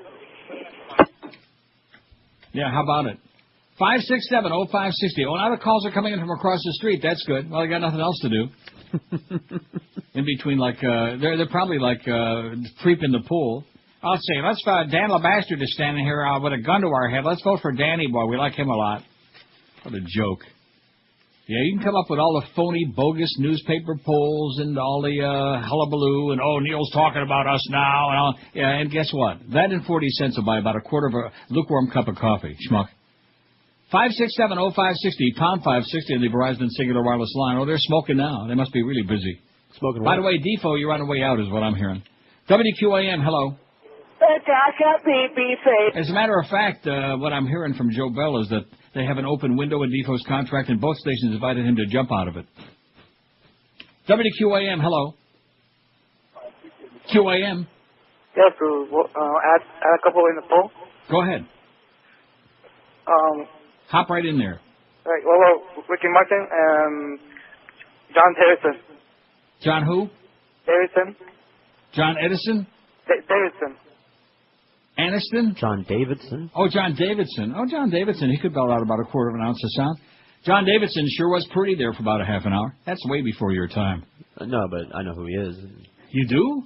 John Davidson? John Davidson? He was a pretty face. Could he sing a hair? lyric? Didn't he have that giant hair? Yeah, he had that big head of hair back in the 70s when a lot of people had a big head of hair or the real long lamb chop sideburns. I say that because you get always a big kick out of that. Who died? What was that? What's her name that died with the puppets with lamb chop? Oh, Sherry. Sherry, that's good. Sherry North. Sherry. Sherry rhymes with... You fairy. Huh? Right. Sherry Lewis. That's it. Yeah, she had lamb chops. She was cute. I mean, she wasn't She really had lamb very chops. funny. If but she she was shaved okay. them, she would have looked better. Anyway, John Davidson. Now, what was the other one he said that was absolute? Ricky Martin. Oh, Yeah. now you're going to get me started. And by the way, I'm still waiting for Golden Showers by Ricky Martin. Oh, that's right. Chicken neck. That's what it was, Boca Brian. I thought I got a bit. I was supposed to tell you about a bit. And I couldn't Oh, remember. what is wrong with you? Well, he should have heard it anyway. Huh? He should have heard it anyway. He should have heard. He should have been listening. He should have been glued to the radio. He's probably busy creeping Greg Kotex's pool there in the Herald on that blog. Good God. 19 till noon at QAM. This is Neil Rogers. This is 560 QAM. I fucking blow. Oh, sounds like a moron. It's time. Every time he speaks, It's the way God wants it to be. Wants to take a city and cover it in sweeps. Ray Nagin can. Ray Nagin can? Ray Nagin can. Ray Nagin can, 'cause he wants to make New Orleans taste good. And I don't care what people are He saying. sounds like Jesse Jackson. We as black people. His comments are bizarre. Surely God is mad. He compares the vocals to a Willy Wonka bar. Chocolate. Ray Nagin can. Yes, Ray Nagin can. Ray Nagin can, 'cause he wants to make New Orleans taste good. It's time for us to come together. It's time for us to rebuild a New Orleans, the one that should be uptown or wherever they are. This city will be chocolate, a chocolate New Orleans. He never takes the blame for anything he says. Chocolate at the end of the day. Put that chocolate in some coffee and you'll off Juan Valdez. Ray Nagin can. Ray Nagin can. You know I can. Ray Nagin can, 'cause he wants to make New Orleans taste good. You can't have New Orleans no other way. It wouldn't be New Orleans. 13 till noon at 560 WQAM. Happy Thursday to you. Pope Benedict XVI, that Nazi Pope with them beady eyes and those beautiful, lovely red slippers. I was wondering if you were going to get to this story. What? Yeah. Why would I not? Well, am I holding back? I don't know, because you like him so much. Pope says I should hold back. Pope Benedict XVI, Hermann Goering Jr., warned in his first encyclical yesterday that sex without unconditional love risks turning men and women into merchandise. Is this the story we're thinking about? No, it's not. What's the other one? The one where he said Hitler's in heaven. Oh, I didn't see that story. Hitler's in heaven? I better go find it. Oh. Yeah, so we're not going to hook up with him after all. Oh. Well, maybe he's got the bat line to him. Maybe that's where that Nazi Pope thing came in. You know, that's how he got the extra votes. I didn't see that story. You better find it. I'm finding Meanwhile, in the 71-page document, God is Love, I think he was referring to... Oh, God! Benedict explored the relationship between the erotic love between man and woman, referred to by the term eros, and the Greek word for the unconditional self-giving love, agape. Agape. I was kind of agape when I read this. Agape. Got it? I got it. Well, the reason I know that is because it's got the pronunciation thing on it. Agape. Agape. He said the two concepts are most unified in marriage between man and woman. Well, what the hell would he know about that? In which a covetous love grows into the self-giving love of the other, as well as God's unconditional love for mankind. Oh, what a pile of swill. And all these millions of kids are coming in. They're like, oh, Papa, Papa. They're like, all these Getskis are coming there with their last few shekels to hand over to the Catholic Church so they can buy some more porno. He acknowledged that Christianity in the past has been criticized as having been, and of course, to get all those priests off, it costs a lot of money to keep that staff of lawyers going. He acknowledged that Christianity in the past has been criticized as having been opposed to the body, the erotic form of love, and it is quite true that tendencies of this sort have always existed. But he says the current way of exalting bodily love is deceptive. Eros, reduced to pure sex, has become a commodity, a mere thing to be bought and sold, or rather man himself has become a commodity. How much? About 30, man. Here we are actually dealing with a debasement of the human body. No longer is it integrated into our overall existential freedom. No longer is it a vital expression of our whole being, but is more or less relegated to the purely biological sphere, he said. And he also said, by the way, how about them switch guard, huh? Benedict explored the two aspects of love to then explain how the Roman Catholic Church's charitable activities are based on love and are a fundamental part of its mission. I think the Inquisition was based on love. And the Crusades was based on love. For your own good. And all those priests that are molesting all them little boys, them altar boys, is based on love. He said the church had no desire to govern states, but at the same time could remain silent in political life because its charity is needed to ease suffering. The encyclical eagerly watched for clues about Benedict's major concerns, characterizes his early pontificate in one in which he seeks to return to the basics of Christianity with a relatively uncontroversial meditation on love and the need for greater works of charity in an unjust world. Even Vatican officials have expressed surprise at the topic, considering Benedict was the Church's chief doctrinal watchdog and could easily have delved into a more problematic issue such as bioethics in his first authoritative text. In the encyclical, Benedict said the Church's work caring for widows, the sick and orphans was as much a part of its mission as celebrating the sacraments, molesting young children, and spreading the Gospels. However, he stressed that the Church's charity workers must never use their work to proselytize or push a particular political ideology. Love is free. It's not practiced as a way of achieving other ends. He wrote, oh, that's why all those bishops were telling everybody, don't vote for Kerry. He's for abortion. Must never be used to push a particular political ideology, unless, of course, it's a hug an old fetus. Isn't that something? That's something. He rejected the criticism of charity found in Marxist thought, which holds that charity is merely an excuse by the rich to keep the poor in their place when the wealthy should be working for a more just society. Well, that Groucho Marx man, he knew his crap, didn't he? Yes, he did. You comunista, baby, you communist. We knew it all along. You communist bastardo, you. You bet your That's life. right. Bastards. So there you go. And have you got the story about the Pope and Hitler? I'm looking for a good one. Where did you see that? Where did you hear it? Somebody told me about it. Now I got to look it up. Yeah, somebody probably made it up. Hitler's in heaven, my ass. But you understand if he accepted Christ on his deathbed. That's right. But of course the problem is there wasn't any deathbed that we know of because he and Ava got a thing like that. So how would we know that? How would we know that? Well, God knows all, and he tells it to the Pope. I see. Well, if God knows all, how come he's allowing Lucifer to do all this evil crap and create all these diseases and these evil, nasty little creatures that crawl about, huh? Because the Lord made them all. Well, let's play that the rest of the day. Okay. There you go again, proselytizing on the air, using your show as a bully pulpit to debunk all the religious horse crap. Amen. Let us pray. And by the way, send all the money you got. For my 30th anniversary, send me $1,000 apiece and I won't come back. Let's see. 977 votes on the poll. We'll get to 1,000, like I said, around noonish. Wouldn't be too bad, huh? And then maybe we can move out of that one for tomorrow. Oh, it's not another movie pool, though. I think you're making me do too many movie pools. It's part of my plot. Is that what it is? Because, we got 50 people out there. They say they turn it off when we talk about movies, because who the hell cares about movies? Oh, phooey. That'd be like having something beside vanilla ice cream. WQAM, movie line, hello. WQAM, hello. Yes, could you please put Gary Lewis on the poll? I've been trying to get a hold of you through the Greg Kotex you were on the blog. I saw that. Were you the blog guy? Well, move your butt, man. Get it on there. Hurry up. No. Gary Lewis hasn't had a record in 100 years, okay? Schmuck. See, this is what you got. If you look at that blog and you see the comments, which many of them are very amusing, this is the kind of creature that is blogging. That's why, and there's one comment on there, oh, Neil, get your own blog. No, thanks. We already have been through that. No, thank you. WQAM, hello. Hasn't had a record in 100. Hello? QAM. Schmuck. Hello? Yes, sir. Neil. I heard schmuck on there. You can't say that. Yes, sir. No, that was you. I was watching David Letterman last night, and I thought about your... Hello? He wasn't throwing a pencil through the window again, was he? No. Good. I was watching the show last night, and I thought about your poll for a couple of days ago when you were talking about shocking moments on TV. Mm-hmm.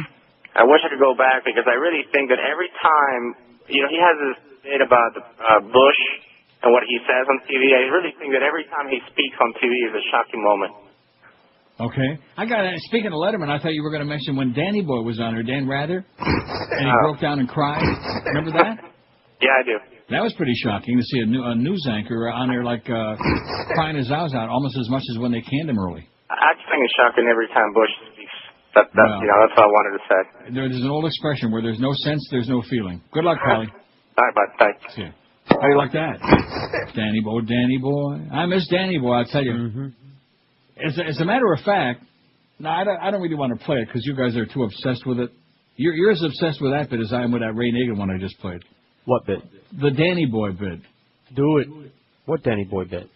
The one about Dan Rather, you know. Oh, that one. Yeah, that's a good bit. Now, that doesn't make that sound you just made. It's that Rogaine. Huh? Yeah. Before he speaks, though, what I was about to say was I get really emotional. Because I used to watch, it was like part of my life every single night. If I'm in the house 6:30, I watch the CBS Evening News. I realized they were like always a weak third, but I don't give a crap. I like Dan Rather. There wasn't a damn thing wrong with that newscast. There wasn't a damn thing wrong with it. There wasn't a damn thing wrong until they put this old fogey, okie dokie, Finoki on there. This is Dan Rather, former CBS Evening News anchorman, and now a punchline.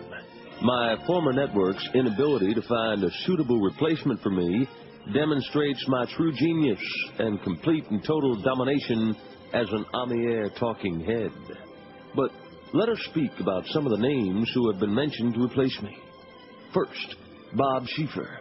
Nice enough man, but please, he's got less hair than Madonna's armpits. And everyone knows you can't conduct a train if you use Rogaine. Another name that has been bandied about is John Roberts, who currently anchors the Sunday CBS Evening News.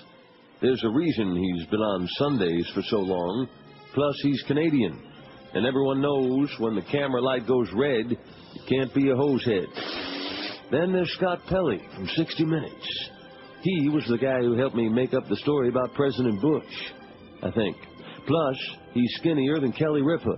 And everyone knows you have to have a meaty can if you want to be the man. And let's go from the ridiculous to the sublime. The front-runner to succeed me seems to be current Today Show co-anchor Katie Couric. When I first heard her name in the same sentence as mine, I threw up in my mouth a little bit.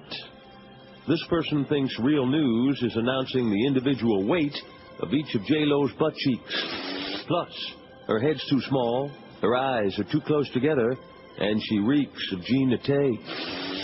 When charged with the awesome task of replacing an icon, it's important to remember, you can't. You can only hope to find someone who isn't bald, Canadian, skinny, or so completely self-centered she thinks her name should be part of the Pledge of Allegiance. For now, this is Dan Rather signing off and reminding you, a whistle is to blow, a gong is to bang, and Katie Couric has about as much to offer the world as a frog with pins in its extremities laying on a high school lab table. This is Dan Rather. This is Neil Rogers. This is 560 QAM. This is Dick Cheney. I like to relax by having Mary Magdalene massage my balls while listening to the Neil Rogers 12 to 1 hour.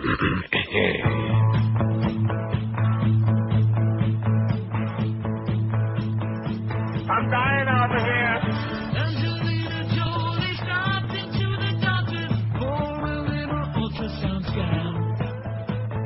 Doctor told her, Angelina, baby's coming. Get some diapers while you can.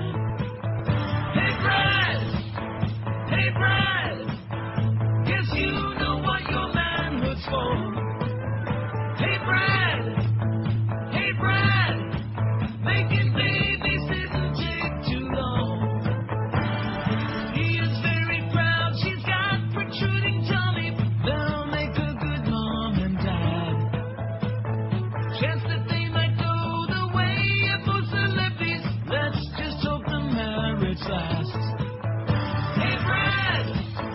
Hey, Brad, you'll be a dad before too long. Hey, Brad. Oh, my God. Hey, Brad, leaving Angelina would be wrong.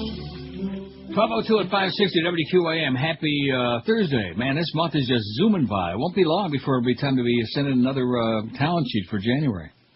Who are you going to send it to?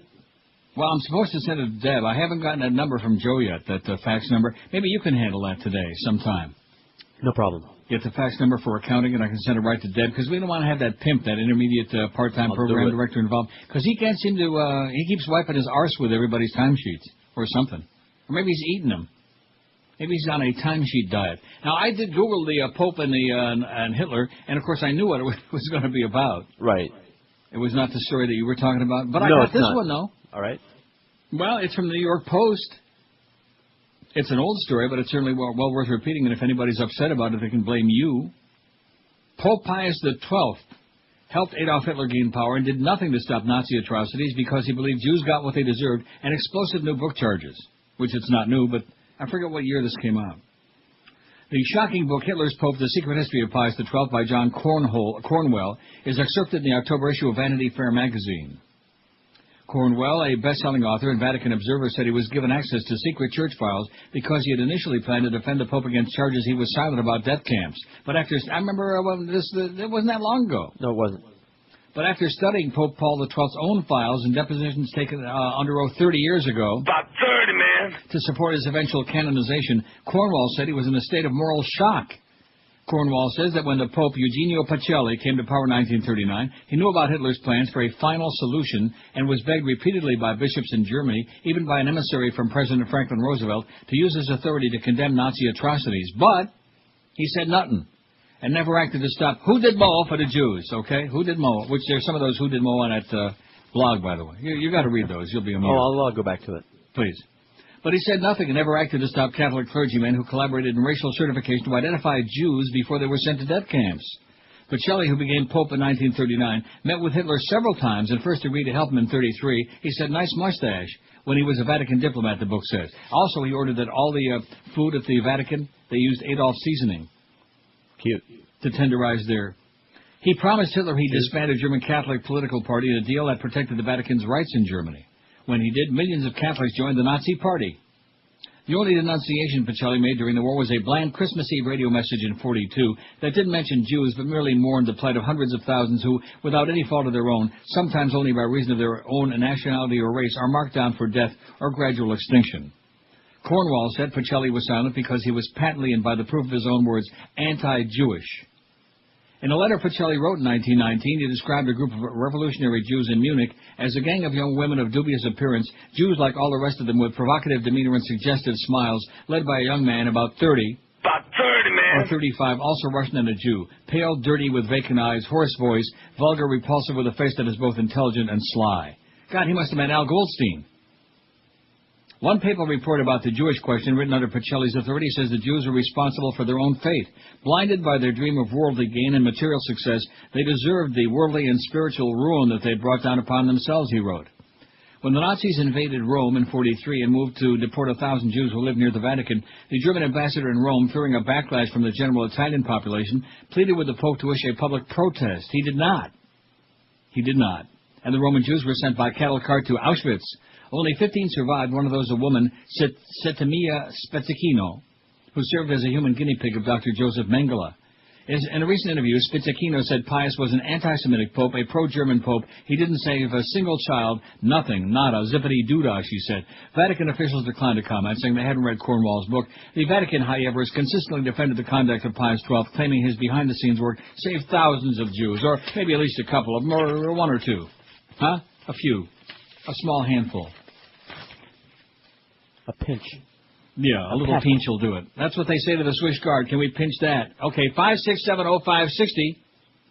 Pound 560. Are you reading any of this? No, blogs? I'm still looking for Hitler in heaven. Now, forget about Hitler in heaven, okay? You don't look for him there.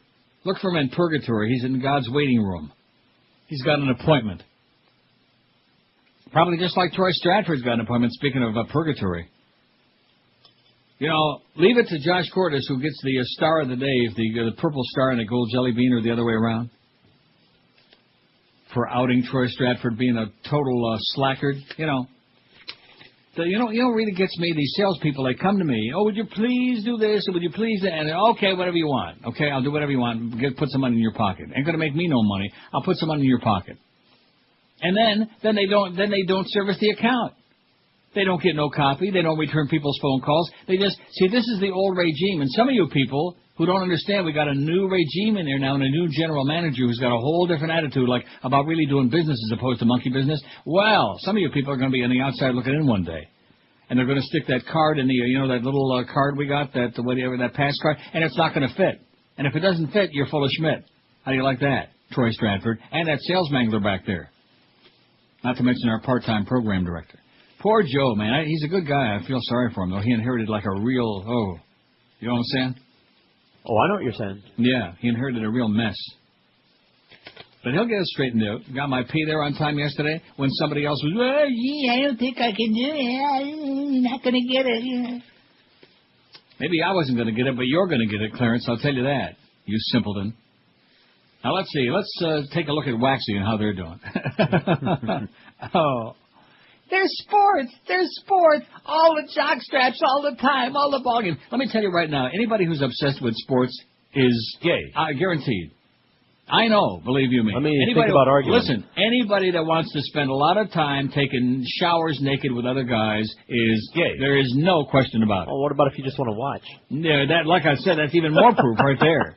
That's a gay club, you moron. Exactly. Yeah, well said by the aforementioned Al Goldstein, the great one. See, that's the real great one, okay? And by the way, Reverend is spelled with a D, whoever the illiterate one, but probably was him, put that thing on the blog. The Reverend Jones with a T on the end. Oh, my God. At least spell it right, you jackasses, you illiterate morons. WQAM, hello. QAM. Hey, Neil. Yes, sir. Before your poll, there was this basketball player that wanted to take time off to promote his rap album. You got him on the poll? I can't think of his name. Josh know him. Ron Artest. Ron but Artest. It wasn't him. It was That's like a her. group of chicks. That's her. Put it on the... It wasn't him? No, it was like three. It was like a girl group that he was promoting. Well, then why does I don't understand though. I'm not following your logic there. He was producing their record and he was trying to get them. But in other words, he wasn't singing it. No. Well, in that case, then you don't think he can sing, and he probably does all a big flavor. Could they sing? Probably not. Probably not too good. Well, that Ron Artest, man. Someone who thinks they can sing, but they can't. We got 1,003 votes. That's put right on body. Now we can start thinking about tomorrow. Don't stop thinking about tomorrow. Are we out of gas? We're out of gas. Yoko Ono, 142. She couldn't sing if you stuck an Uzi way up in that Sally Fitz place. Kind of what she sang like. She said, if the Foo Fits, fight it. Ashley Simpson, 124. Got the same number, just numbers turned around a little bit. William Hung, 73. William Shatner, 71. John Ashcroft, 61. J-Lo. You know, this is... It means you're not... Yeah, this guy, he wants to be on like 24/7 now, the new dictator. Oh, that's just a clip. Man, I thought he was still rambling on. John Ashcroft, 61. J-Lo, 52. Kevin Federline, 49. Kelly Osbourne, 35. Celine Dion, 33. David Hasselhoff's got... About 30, man. Lisa Marie Presley, 27. Another Scientologist, Dyke.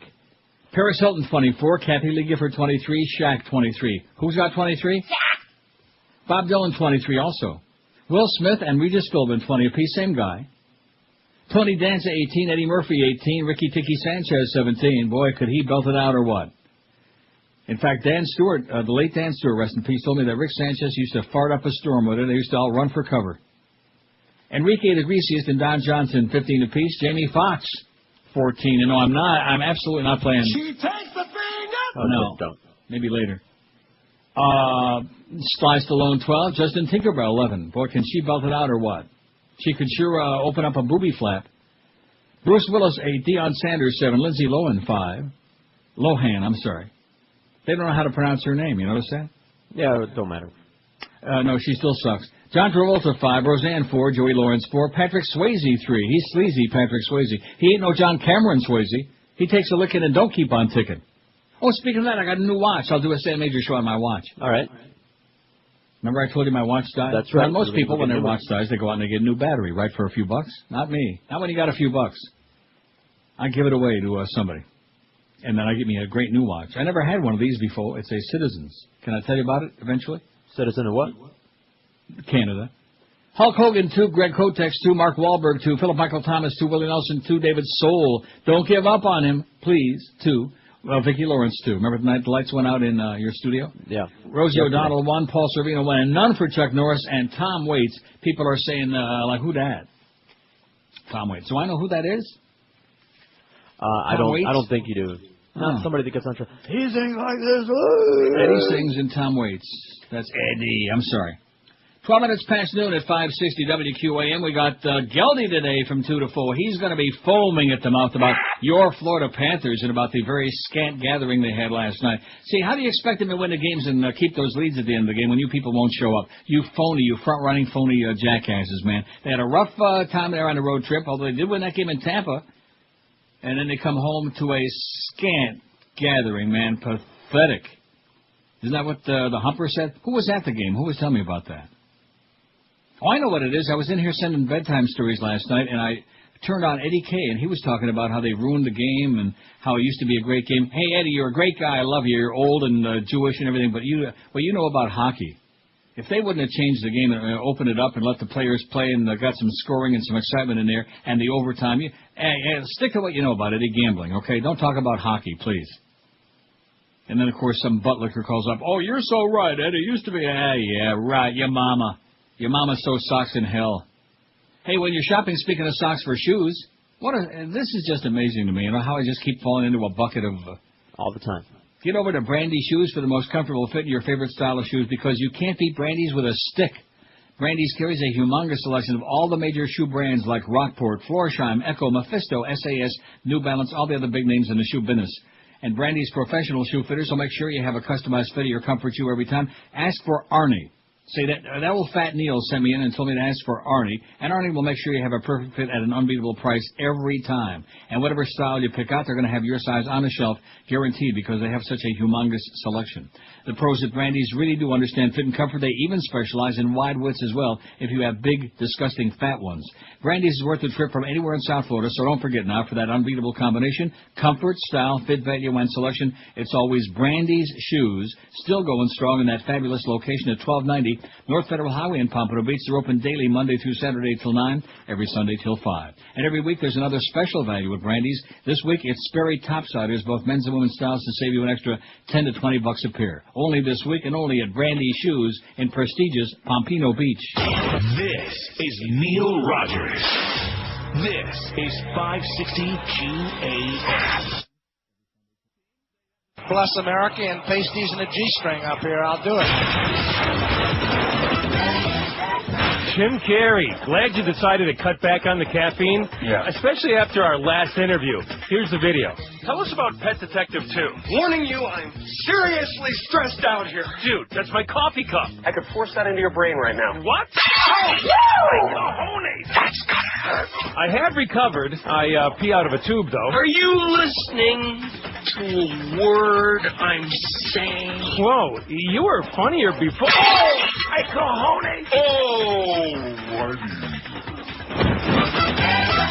1219 there's somebody overstayed his welcome by about 20 years. Jim Carrey. I used to like Jim Carrey.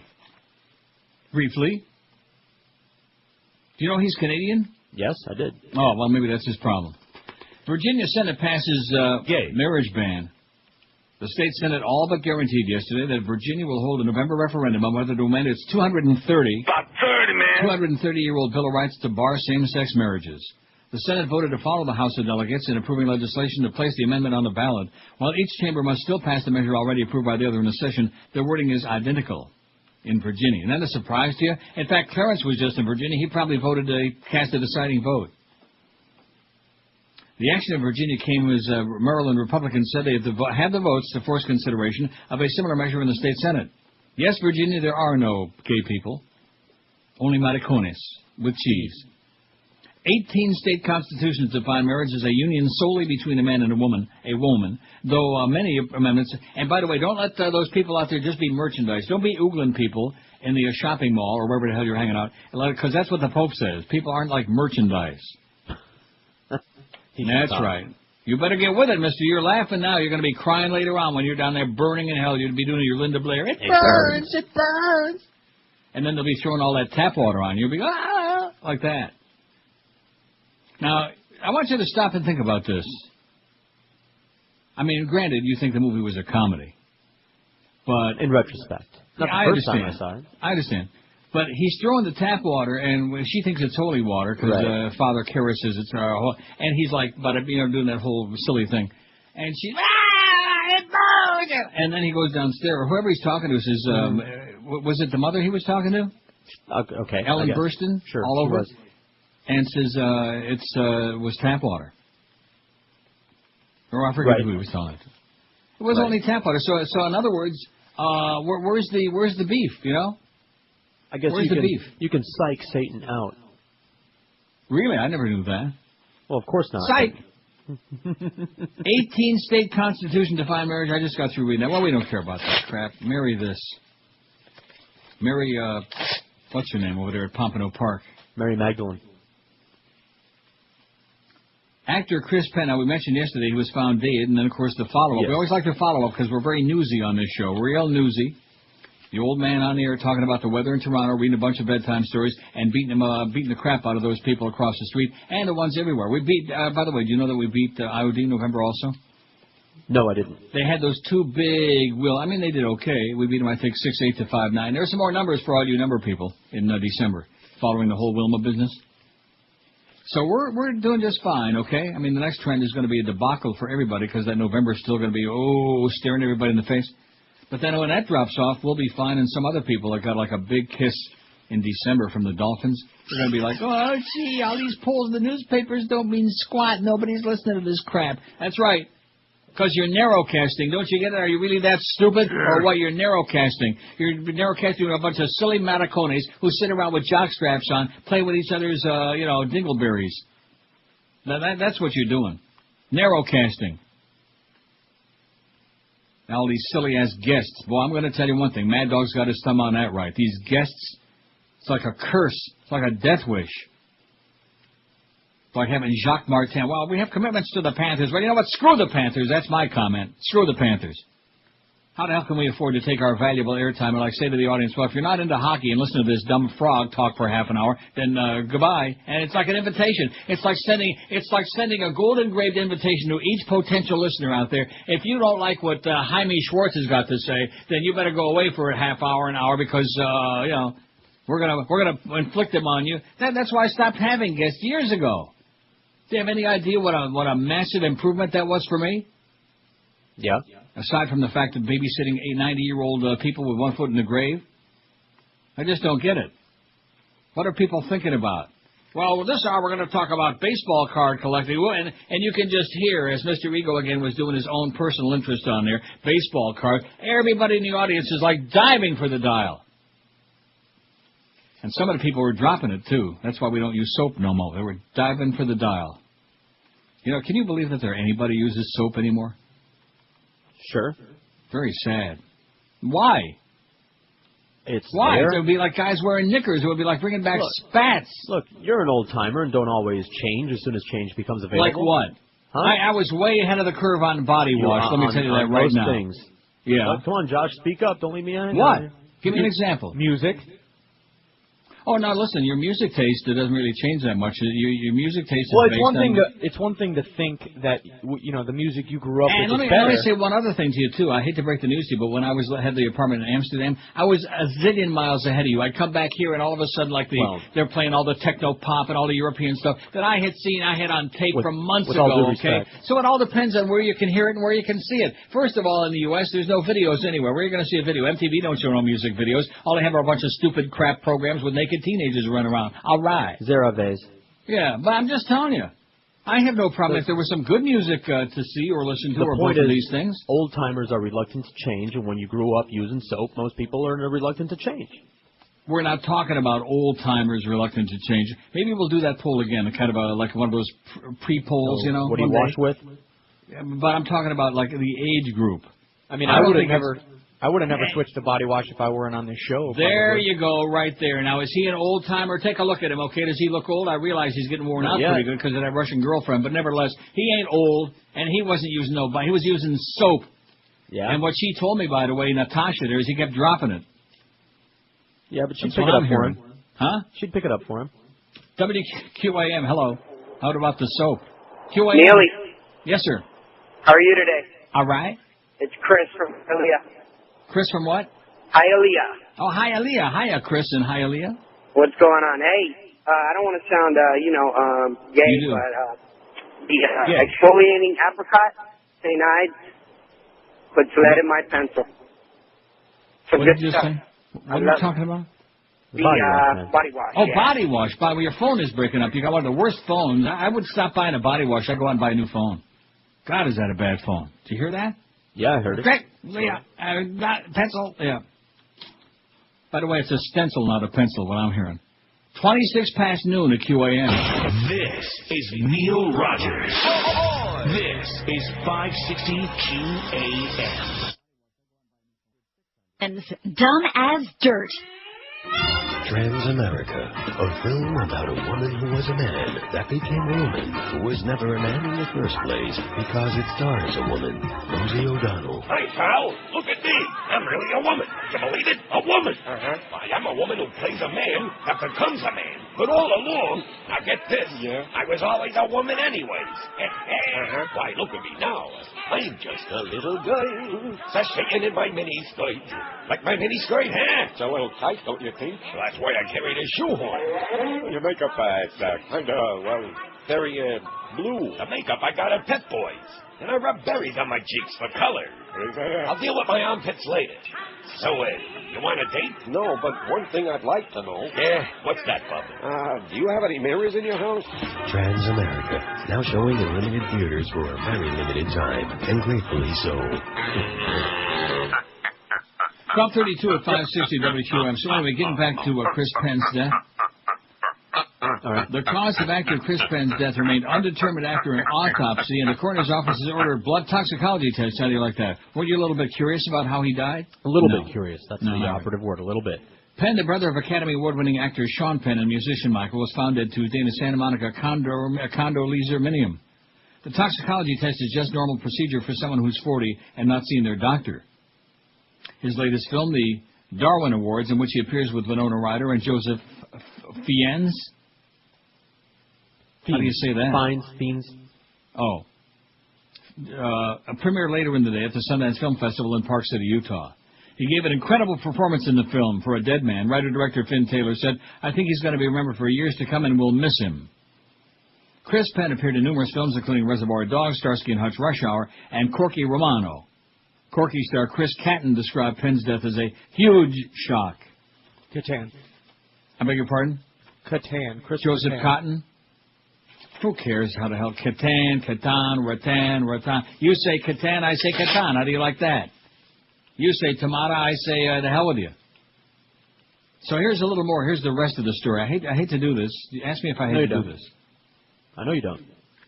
Well, no, it's more about a story that I did before. I had just like a little blurb on it, and here's like the rest of the story. So do you hate to do that? No. More Americans favor impeaching Bush, poll says. This is by Knight Ridder newspapers, and of course, since they published the Herald, we know that it's got to be the truth.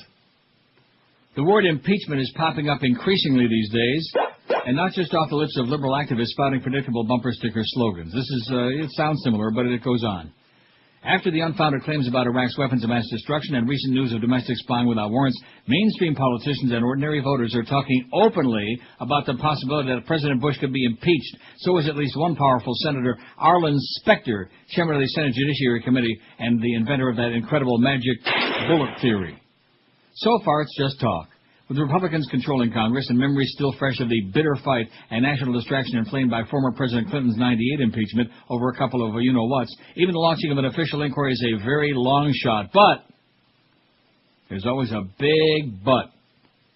A poll released last week by Zogby International showed 52% of American adults thought Congress should consider impeaching Bush if he wiretapped U.S. citizens without court approval, including 59% of independents and 23% of Republicans even. How do you like that? How do you like those road apples, huh? Uh-huh. Oh, by the way, Hamas won. Breaking news they got on it. Breaking news my ass. Given these numbers, impeachment could become an issue in this fall's congressional elections and dramatically raise the stakes, just like Professor Van Helsing there in Dracula.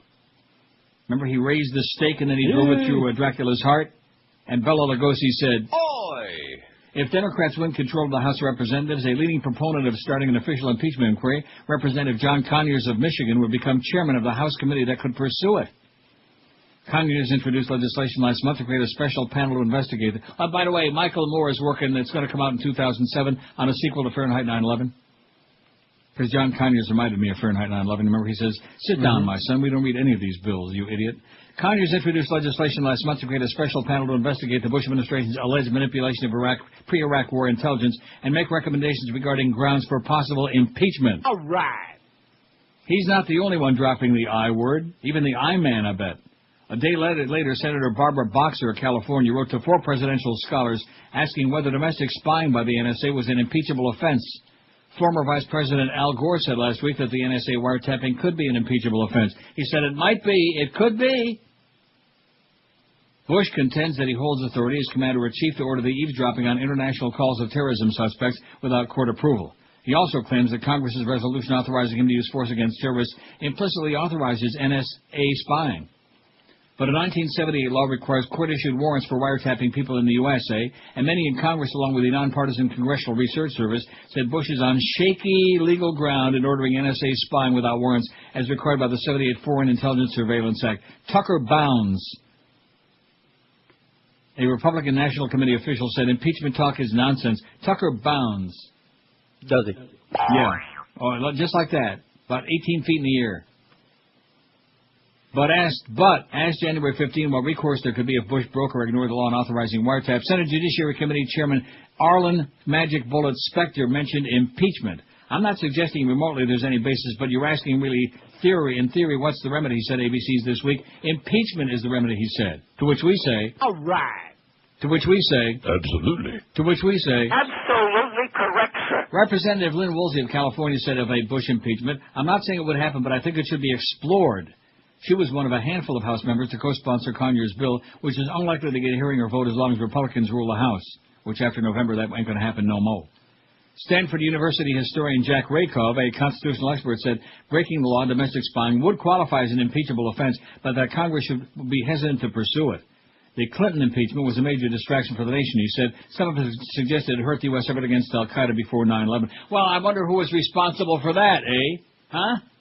I wonder who was responsible for bringing that impeachment based on a couple of you-know-whats, with Monica and all that other crap, and making poor Bubba's nose grow like Pinocchio. Despite such concerns, several liberal activists say it's time to impeach Bush. Bob Furtick, president of Democrats.com, has formed Impeachment PAC to fund campaigns of congressional candidates who support impeachment. It raised more than $52,000 in 10 weeks.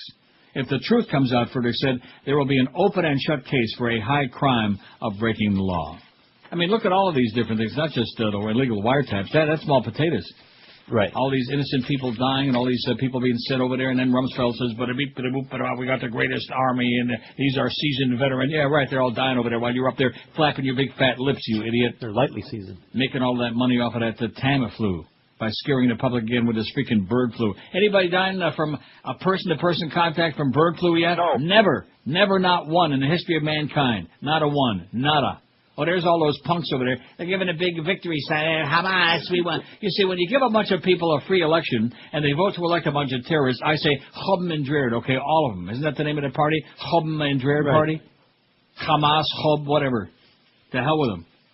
Let them all rot. You know, the Israelis, they got their terrorists. We don't hear anything about him. You notice I say that every day? Mm-hmm. Two things I say. Thank you, Mr. President, for those low bargain basement gas prices. And what's going on with Ariel, huh? I guess nothing. He ain't saying too much. Yeah. What's Moscow, Ariel? Like that. I wonder if they still got his connected, huh? Wouldn't surprise me if one of the characters from Passion sneaks in there in the middle of the night into a bed, his hotel, whatever he's saying, his hospital room, and disconnects that. Then you'll see what's going on, just like they did to Yasser Arafat.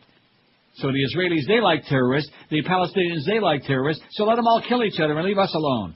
Leave the rest of the world alone, the civilized people that aren't just a bunch of screaming getchkis, davening back and forth, Baruch, with all the crap, you know? Baruch atah doi. Good golly, Miss Molly. What am I rambling about? I don't know. It's fun, though. I like it. I like it a lot. And you know I'm in such a good mood because our make-believe, our part-time program director got the message, obviously, did not come in there and hock me a China for half an hour before the show this morning. Just leave us alone, Clarence, okay? Leave the show to the pros, okay? Who know something besides ball games and guys who take showers together, although now that you mention it. This is Neil Rogers. Rock solid. This is 560 QAM. What is Plato's retreat?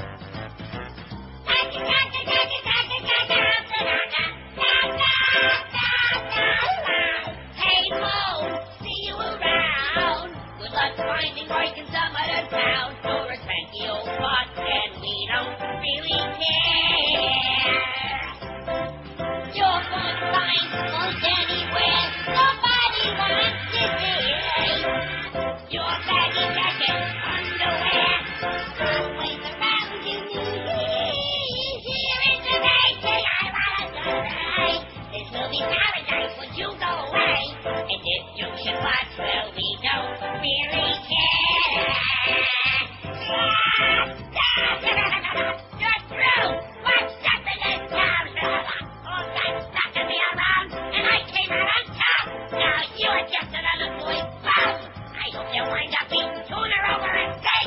Go ahead, you bum. Try hit me now, huh? Come on, you old monster. Pardon me, bub. Yes? I'm gonna miss you. 12:45. I'm sure he does. He'll be on it too, by the way, Geldy. Won't that be ironic? Won't that be sweet irony for him? Okay. And I should mention to you, you're eating lunch. I can tell right now. Tony. Brad's, no doubt. Yeah. How do you like that? How did I know it? I can smell it right through the... hear me crunching this shallot. Yeah. Tony's, our good buddy Brad Right. up there at 193rd and 441 with the best pizza man going and garlic rolls and sandwiches and stuff. Damn good and Greek salad, what's too. Junior eating there? I had some garlic rolls, and I also got spaghetti and meatballs. Ooh. Man, why did you say that? You know how much I love spaghetti and meatballs. Can't eat it, though, but nevertheless. Don't be getting diabetes, all you kids out there, because then you can't eat no sketty, and you can't eat no pizza, and you can't eat no bread, you can't eat no ice cream, and you can't eat no pies, and you can't eat no cakes, and you can't eat no pastries of any kind. And nothing good.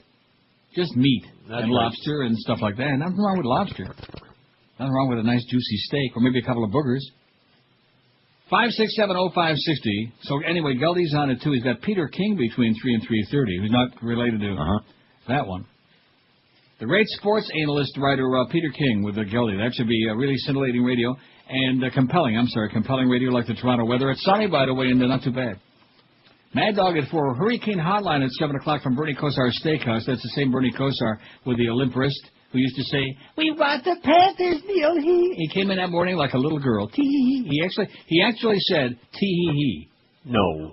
Yes. Tee-hee. Well, he made that sound. He didn't like... Yeah, he made the sound. Tee-hee. Like that, like a little girl. Bernie Kosar. That's funny. And then, I'm telling you, you were there. You were there. They had him on the worst team, and then he came in to me at thinking I was going to put him on the air after he hoarded a bunch of time on the morning show, and he came in to me, "Oh, Neil, we just bought the Panthers." Tee-hee. Tee-hee. Tee-hee-hee. Like boo-hoo. You know, there are things you see in comic strips that, you know, are never really said by humans, but only in comic strips. Like boo-hoo and tee-hee. Well, he said tee-hee. Maybe the Beast can ask him about it. He'll be at Bernie's at 9 o'clock tonight. The Beast. Maybe they and can have NK. nice How cup come of the tea. Beast wasn't on that poll the other day, too? Greg Kotex, you singing idiot. That's right. We didn't have no Curtis on there, no Kimba Bocamper. We had no a whole bunch. Lenny Martez. Jesse Agler. We didn't even have Todd Calder. For Christ's sakes. How embarrassing. He's everybody's favorite sports update guy. Hey, now. What's wrong with you, man? Kelleher. Greg Kotex, you idiot.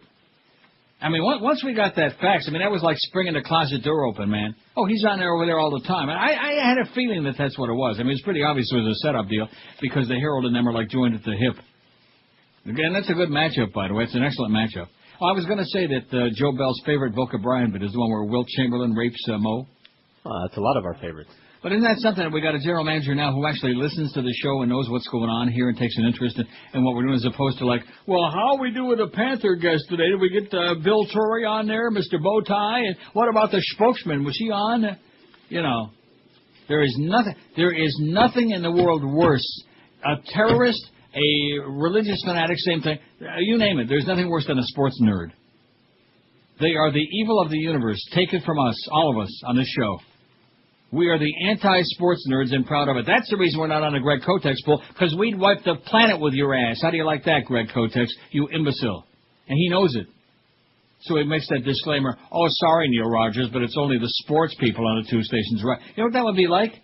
What would that be like? That would be like, remember we used to have sports talk from 6 to 8 on IOD if we would have done the same thing. Well, which sports person, and then like for this 790 crap. And he would have listed like 15 people over there and then put like Mad Dog and Joe Zagacki and whoever else was on it. See what I'm saying? Mm-hmm.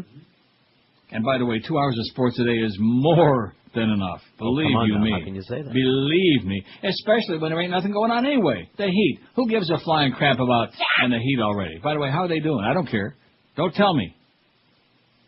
And the Panthers? I mean, my God, the first place Carolina Hurricanes, led by Ray Whitney and Rod Brindamore and all these other goyim, and they come in there last night, they got a crowd like that. You know, I don't want to, start kissing up to Rimmer because that's the last thing I would do, but I will say this, and it's got nothing to do with his broadcast, I'm sure. But Columbus, Columbus, how many people in Columbus would you say? About 30 people. They sell out just about every game. And Rimmer told me when he called a couple of days ago, well, we got Vancouver tonight, probably won't be a sellout. I watched some of that game the other night, and it was packed, and it was a hell of a game, too. I think it was 7-6 Columbus won. Hell of a game. And the place was packed. It was rocking. And they don't announce a phony attendance 12,000 when there's 4,000 people in the building. Because we gave away 8,000 tickets and nobody showed up. God. So what is there to talk about? What sports? You tell me now what sports are going on. Is there baseball going on now? No. Huh? Luge. Football going on? College football? No. Professional football? No. Is the Olympics started yet as if anybody cared? No. No, a bunch of losers is right. So what's going on? Why would anybody care about sports right now? I mean, even the draft isn't until April. The NFL draft. Come on, is that man. going on now? No. Come on, I'm waiting. I'm waiting to hear about it. I don't know. Maybe they're you wrestling went basketball. I forgot about that. That's a hell of a lot more important than dealing with business, right? No. Absolutely. We got to have our own on-campus arena. Then they'll come out and support. You know better than that. I could have told you that ahead of time. Save the money, honey. When I did those baseball games, 95% of the crowd were like adults. They were not it had nothing to do with the university. They lived in the Gables. They came from other places. The university, those students over there, like lost in the wilderness somewhere. There is no university. There is no campus. There is no nothing. Don't forget, you can't spell scum without UM. It's a joke. But anyway. We just build another arena on every street corner. You'll just see they're going to be packing them in, man. I think it'll just like Ray Perry used to say. The lamented Ray Perry about how if we build a lot more, we'll have 10 sports stations. It'll bring a lot more people to sports. That's right. Well, let's take a look at that last book, for example. The Humper's sitting there with a 2.5 or whatever in the morning, and Little Dog is over there with a 2.4 or 2.5. So that's a nice 5 share. Okay, in the morning if there's one, a nice 5 share for somebody if you put them together. But when you got 2, it divided by 2, and all of a sudden you got oh, gee, what kind of a number is that? See what I'm saying? What are you saying? I'm saying that it's overdone, man. We need 2 sports stations in this market like we need gigantic, big, bloody, oozing hemorrhoids. That's what we need 2 sports stations for. And so Greg Kotex can go on there and sit over there like a little child with his boyfriend and strum the banjo and sing whatever he's doing. Just an idiot. Grow up already, okay, all you overgrown children. That's what sports talk is all about, overgrown children. How much verbiage can you possibly spend talking about the same guys with jockstraps going to their Christian fellowship prayer meetings and going out there and raping every broad they can in every motel in North America? What are we talking about, huh? Christian fellowship my ass. I think all these goody two-shoes, these Steve Largents and the Kurt Warners and all these other right-wing, oh my God, and Jim Bunning. Jim Bunning, it's a miracle they don't have that guy tied up in a rubber room somewhere. And he's there the other day making with a photo op with Sam Alito. What a pair, man. A match made in heaven. You could see them mouthing the words, "Let's kill all the faggots." You could see the words coming out of their mouths. You're laughing. Those were. Oh, speaking of that, well, this, of course, is from the San Francisco Chronicle, so what do you expect? 5 teachers balk at posters for gay students, signs mandated in San Leandro to ensure safety on campus. 5 teachers at San Leandro High School on the West Coast in San Francisco have refused to comply with the school district order to display a rainbow flag poster in their classroom that reads, "This is a safe place to be who you are," because they say homosexuality violates their religious beliefs, Principal Amy Furtado said. The high school's gay... Can I read this, or are you going to just calm down? All right. Get back to your food, for Christ's sakes. Good idea. Mm-hmm. The high school's Gay-Straight Alliance, just stick another pepperoni in your puss there. The high school's Gay-Straight Alliance designed the poster, which includes pink triangles and other symbols of gay pride. In December, the school board approved a policy requiring all district teachers to hang the posters in their classrooms. District officials said the poster is an effort to comply with state laws requiring schools to ensure student safety and curb discrimination and harassment. I haven't played that. I bet you I haven't played that in a long time. I'm sure you have. I think it goes like sexual harassment a lot to me. See, that was Clarence Token Thomas, as portrayed by Mitch Lewis. They say that too often teachers don't reprimand students who use derogatory slurs or refer to homosexuality in a negative way, like "you faggot," things like that. Queer. Maricon. This is not about religion, sex, or belief system, said District Superintendent Christine Lim, who initiated the poster policy. This is about educators making sure our schools are safe for our children, regardless of their sexual orientation. Teachers who refused to display the posters, which were distributed Monday, couldn't be reached for comment. The San Leandro Unified School District has been embroiled in controversy over homosexuality in the past. How do you like that? You fairy. In 1997, a parents group at the high school demanded that a gay teacher be fired after she came out to her class. I remember that story. Remember that? Mm-hmm. You're eating. In 2002, high school English teacher Carl Debro settled a lawsuit with the district for $1 million after he was disciplined for giving a lecture on racism and homophobia. A judge declared unconstitutional a district policy banning controversial issues from the classroom without a principal's approval. Art teacher Tom Laughlin, who is gay and oversaw the posters done by students in the Gay Straight Alliance, said he was surprised by the level of intolerance for homosexuality that he perceived when he started teaching at the high school 5 years ago. He said he recognized that it was critical when a student called him a fag. You fag. How do you like that? In San Francisco, wouldn't you think that's a little... It would be like somebody here saying that, you know? That damn faggot. I can't stand him. Shocking.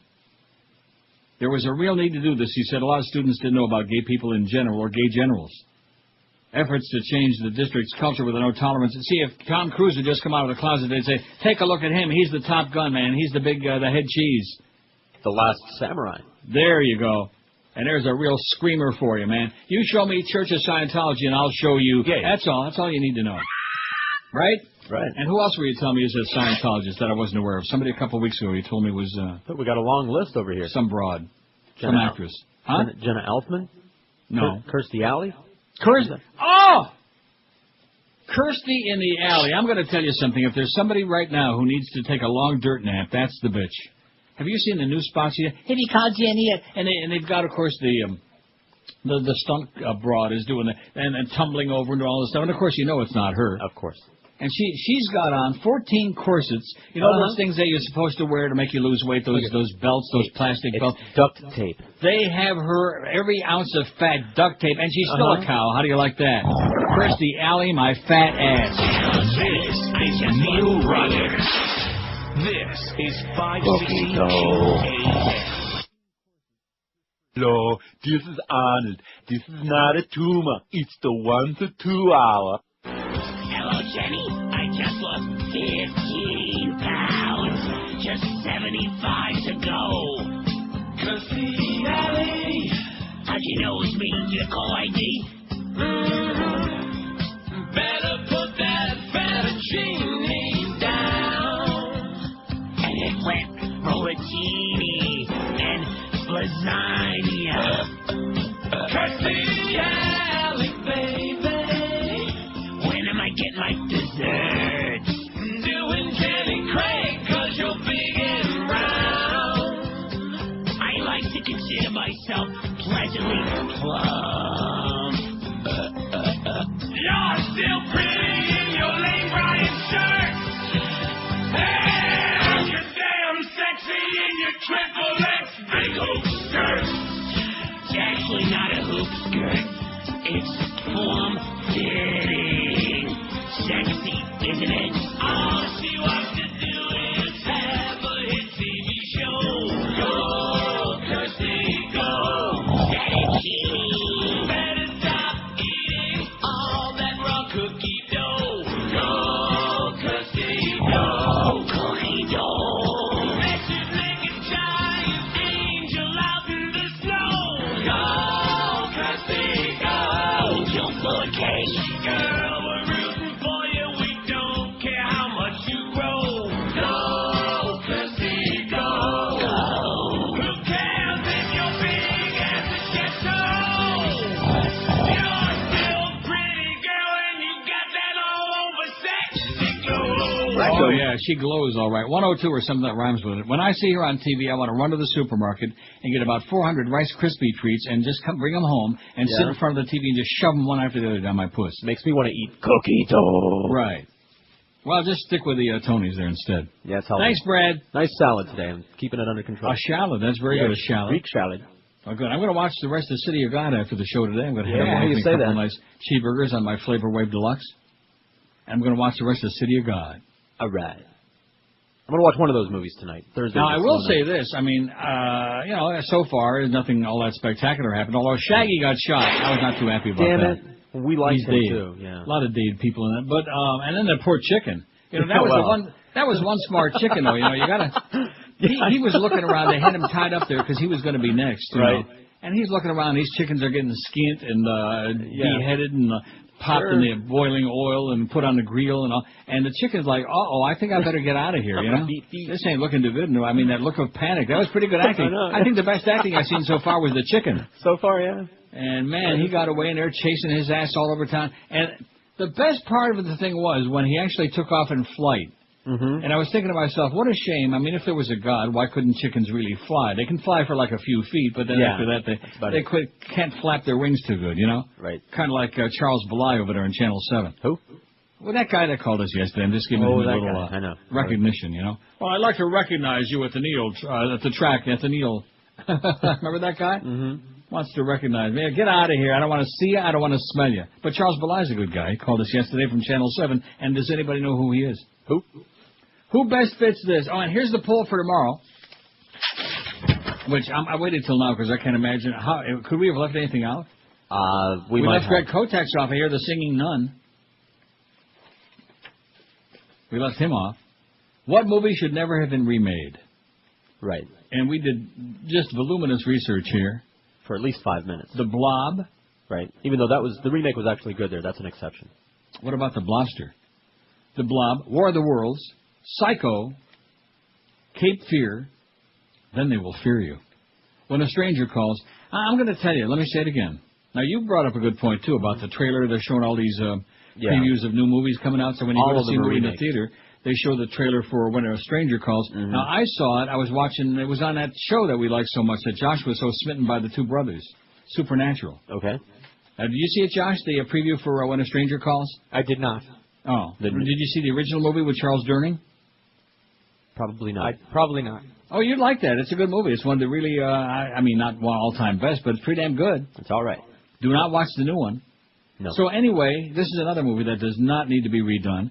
And so and it's in a nicer, fancier house and a big pool, and it's overlooking the ocean, or one of those like deals. a lakeside or something. And unlike, of course, to update it, modernize it, instead of like the regular phone ringing for the babysitter, the cell phone is sitting on the sofa, and she's halfway up the stairs, and she comes back down and answers the cell phone, and the voice says, now see, the whole line in the movie is, have you checked the children? Have you checked the children? Right. Have you checked the freaking children? That's the catch line in the movie. All right, I know what movie you're talking about. And in the new movie, the voice is, how are the children? Yeah. I mean, what is that? How are the children? And then the big giveaway, that's the suspenseful giveaway in the movie, they show it in the trailer. Yeah, the calls are coming from inside the house. Get out of the house. The calls are coming from inside the house. Well, you're not supposed to know that. That ruins the whole movie for you, that he's inside the house, this crazy bastard. Jesus, God almighty. So anyway, there are a lot of movies remade because they can't come up with new ideas. And so they keep taking great movies and just ruining them. Right, like a cow chewing its cud. Oh, it don't taste better the second time around. Chewing a scud. So anyway, The Blob, War of the World, Psycho, Cape Fear, When a Stranger Calls, Time Machine. It was a good machine, but a bad movie. A Star is Born. Dracula. There was only one Dracula. Planet of the Apes. Poda. Rollerball.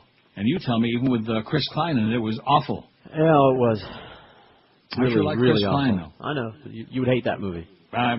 He's not. I'll tell you one thing. He's not good enough to that I would go see the movie just because he was in it. Oh no. Oh, it's just. I'd rather watch Supernatural. That's for free on TV. Godzilla. Meet Joe Black. That was Brad Pitt, right? I actually saw that, and I still can't figure out. I don't think I did. Mr. Deeds. Ocean's 11. More Brad Pitt. How many movies a month does Brad Pitt make? About 30, man. That's why I can afford to be impregnating all these chicks. The Italian Job. Dawn of the Dead. Alfie. The Producers, Pink Panther, Steve Martin, why did you do that? And The Fog and House of Wax. That's the list we got so far. What movie should have never been remade? What about Bad News Bears? Yeah, that's another one. Right. What's the freaking point of remaking that? Yeah. Why did they do that? Well, add that. How do I do this? Well, I'll fax it to Eric later because I already faxed him. We already got the original list up there for poll changing. Well, what time are you going to switch it?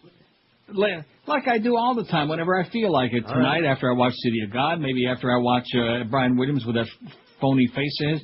He's really strange. Yeah, I mean, You know, I mean, it's one thing to be strange and be on the radio, but to be strange looking and be on TV doing the news, his face is like cockeyed. It's like all like he got it's stuck in some farm equipment. He definitely was in that movie. You know, it came from outer space or something. The ship must have landed. The Hills Have Eyes. Very bizarre. Which is another one. Oh, that's right. They just remade that, and that has The Hills Have Eyes. Yeah, no need to remake that movie. The Hills have eyes. Put that pointy-headed guy in there, and he was the whole movie. I see. Well, it's just like when a stranger calls. Well, I mean, I'm not going to see the remake, but how good can it be if it doesn't have Charles Durning in it, number one? And then the guy that was the crazy guy, the murderer, I mean, he was fabulous. Remember him? Yes, he was. Remember when Charles Durning was chasing him through through the kitchen, and he was throwing the pots and pans? And, of course, here, Charles Durning reminded me of Cannon, you know, the fat detective. And he's chasing some guy who's like, weighs 160 pounds. And here's this 300-pound detective, and he's, run about a half a foot, and he's already ready to have a stroke, you know. Charles Durning's great. He's still alive, I believe. He's in the Fury, which is a movie I'm going to get for Josh and copy it for him. Really? The Psychic Teenagers. This is an old movie, like from the 70s already. I see. He's a good actor. He was in Mass Appeal with Jack Lemmon. Mm-hmm. He's always good. WQAM, hello. Hey, Neil. Yes, sir. How about The Longest Yard? That's one of your favorites, Adam Sandler. They remade it? Yeah, they did. Yeah. Oh, that's right. I remember that now. Awful. And there was a TV movie even worse than that. I think it was about 2 years ago. They remade Brian's song for TV. Oh, God. But they didn't make it for the theater, though. Thank No, goodness. not Did they get a better song this time? If it wasn't in the theater. No, this time he lived, I hear. Exactly. You're right. Yeah. Okay, thanks, Pally. You're welcome. See, this is a good one. I mean, I realize that you people in the movie business just can't come up with no good ideas, but stop doing it. And like Psycho, when they remade it, there was some director or something that remade that. That was a bad... Oh, I'll tell you another one. Oh, a really good one, speaking of. La Cage aux Folles. Now, they changed the name. What was the remake of that with Robin Williams? The Birdcage, which is what that means. Oh, yeah, in Frog, in French. La Cage aux Folles. I'll put in parentheses the Birdcage. Oh, my God. Now, that's such a... Now, did you see the original one? I did not see either version. You didn't see either one? Although I did see a piece of the second one. Oh, my God. La Cage aux Folles is a panic. Even you would like it, even somebody as uptight as you are. Not up my back alley. No, I'm serious. It's hysterical. It's All a right. panic. I'll check it out. It's very entertaining. I know I saw the new one, and it was... No, forget about that. Robin Williams is in it. Doesn't that set out like a little... Yeah, it does. That's why I didn't bother. Light goes on over your head, like a little light bulb lights up. Big red warning light. Go That's there. right. I don't want to see that. Robin Williams, you. no. Patch Adams all over again. Not for me. Teen beats up grandmother because she won't buy him beer. That'll learn her. This is my favorite story. This story is... And if you saw the picture of this kid, you would kill him without any questions asked. Kurt Cass. Fat-faced punk. Bradenton, no less. Boy, if he is the poster child for Bradenton. Have you ever been in Bradenton? I'm sure Josh has. I have, yeah. He lived in Brandon. And I, of course, used to work in Sarasota, so believe me, I've been in Bradenton. I got a speeding ticket on the way to Bradenton for a funeral. Bradenton makes two egg Florida look like Manhattan. That's how bad Bradenton is. Deputies say 16-year-old has been arrested for beating his grandmother with a 2x4 for refusing to give him $100 for beer. How expensive is the beer in Bradenton? Pretty damn expensive, man. He was going to have a big buying party. A keg, I guess. He was having a party, baby. Maybe he saw that, what was the movie with Tom Cruise where he had all the hookers in there? What was that movie? Risky Business. Maybe he wanted to open up his own frisky business. Charged is Kurt Cass of Hammock Drive, Bradenton. Investigators say Cass went into his 60-year-old grandmother's bedroom Thursday, asked her for $100 for beer. When she refused, he allegedly placed a razor blade on her throat and demanded she take him to the bank to get the money. Don't cut!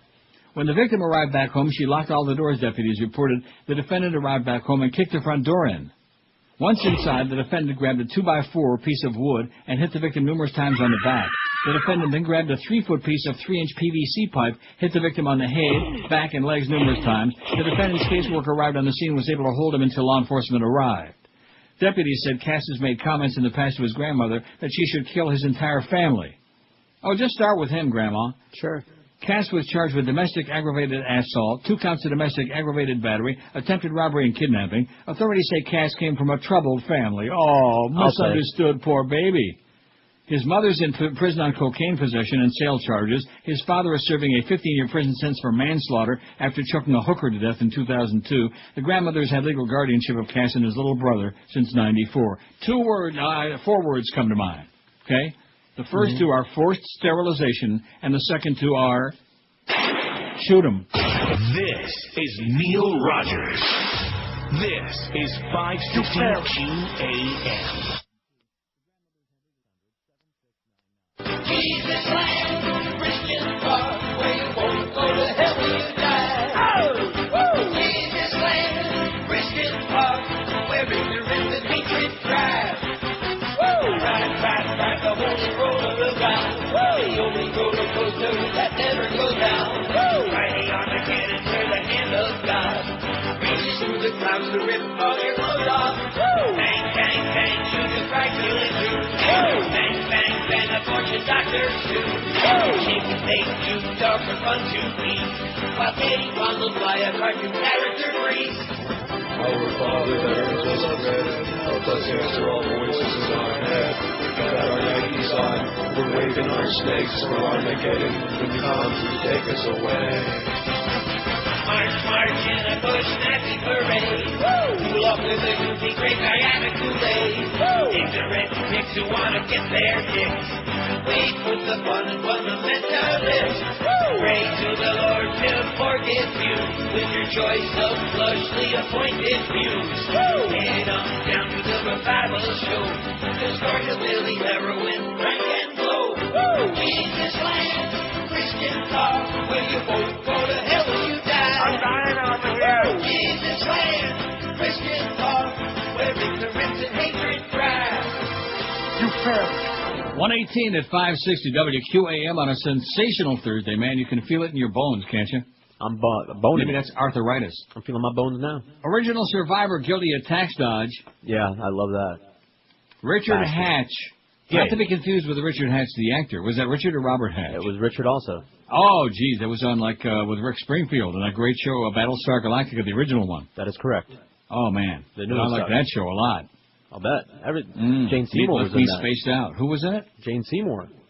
Wow. Seymour what? Seymour Flesh, if you can. Rectum. Richard Hatch, who won $1 million in the first season of Survivor, was found guilty yesterday of failing to pay taxes on his winnings. You slimeball. Yay. Yeah.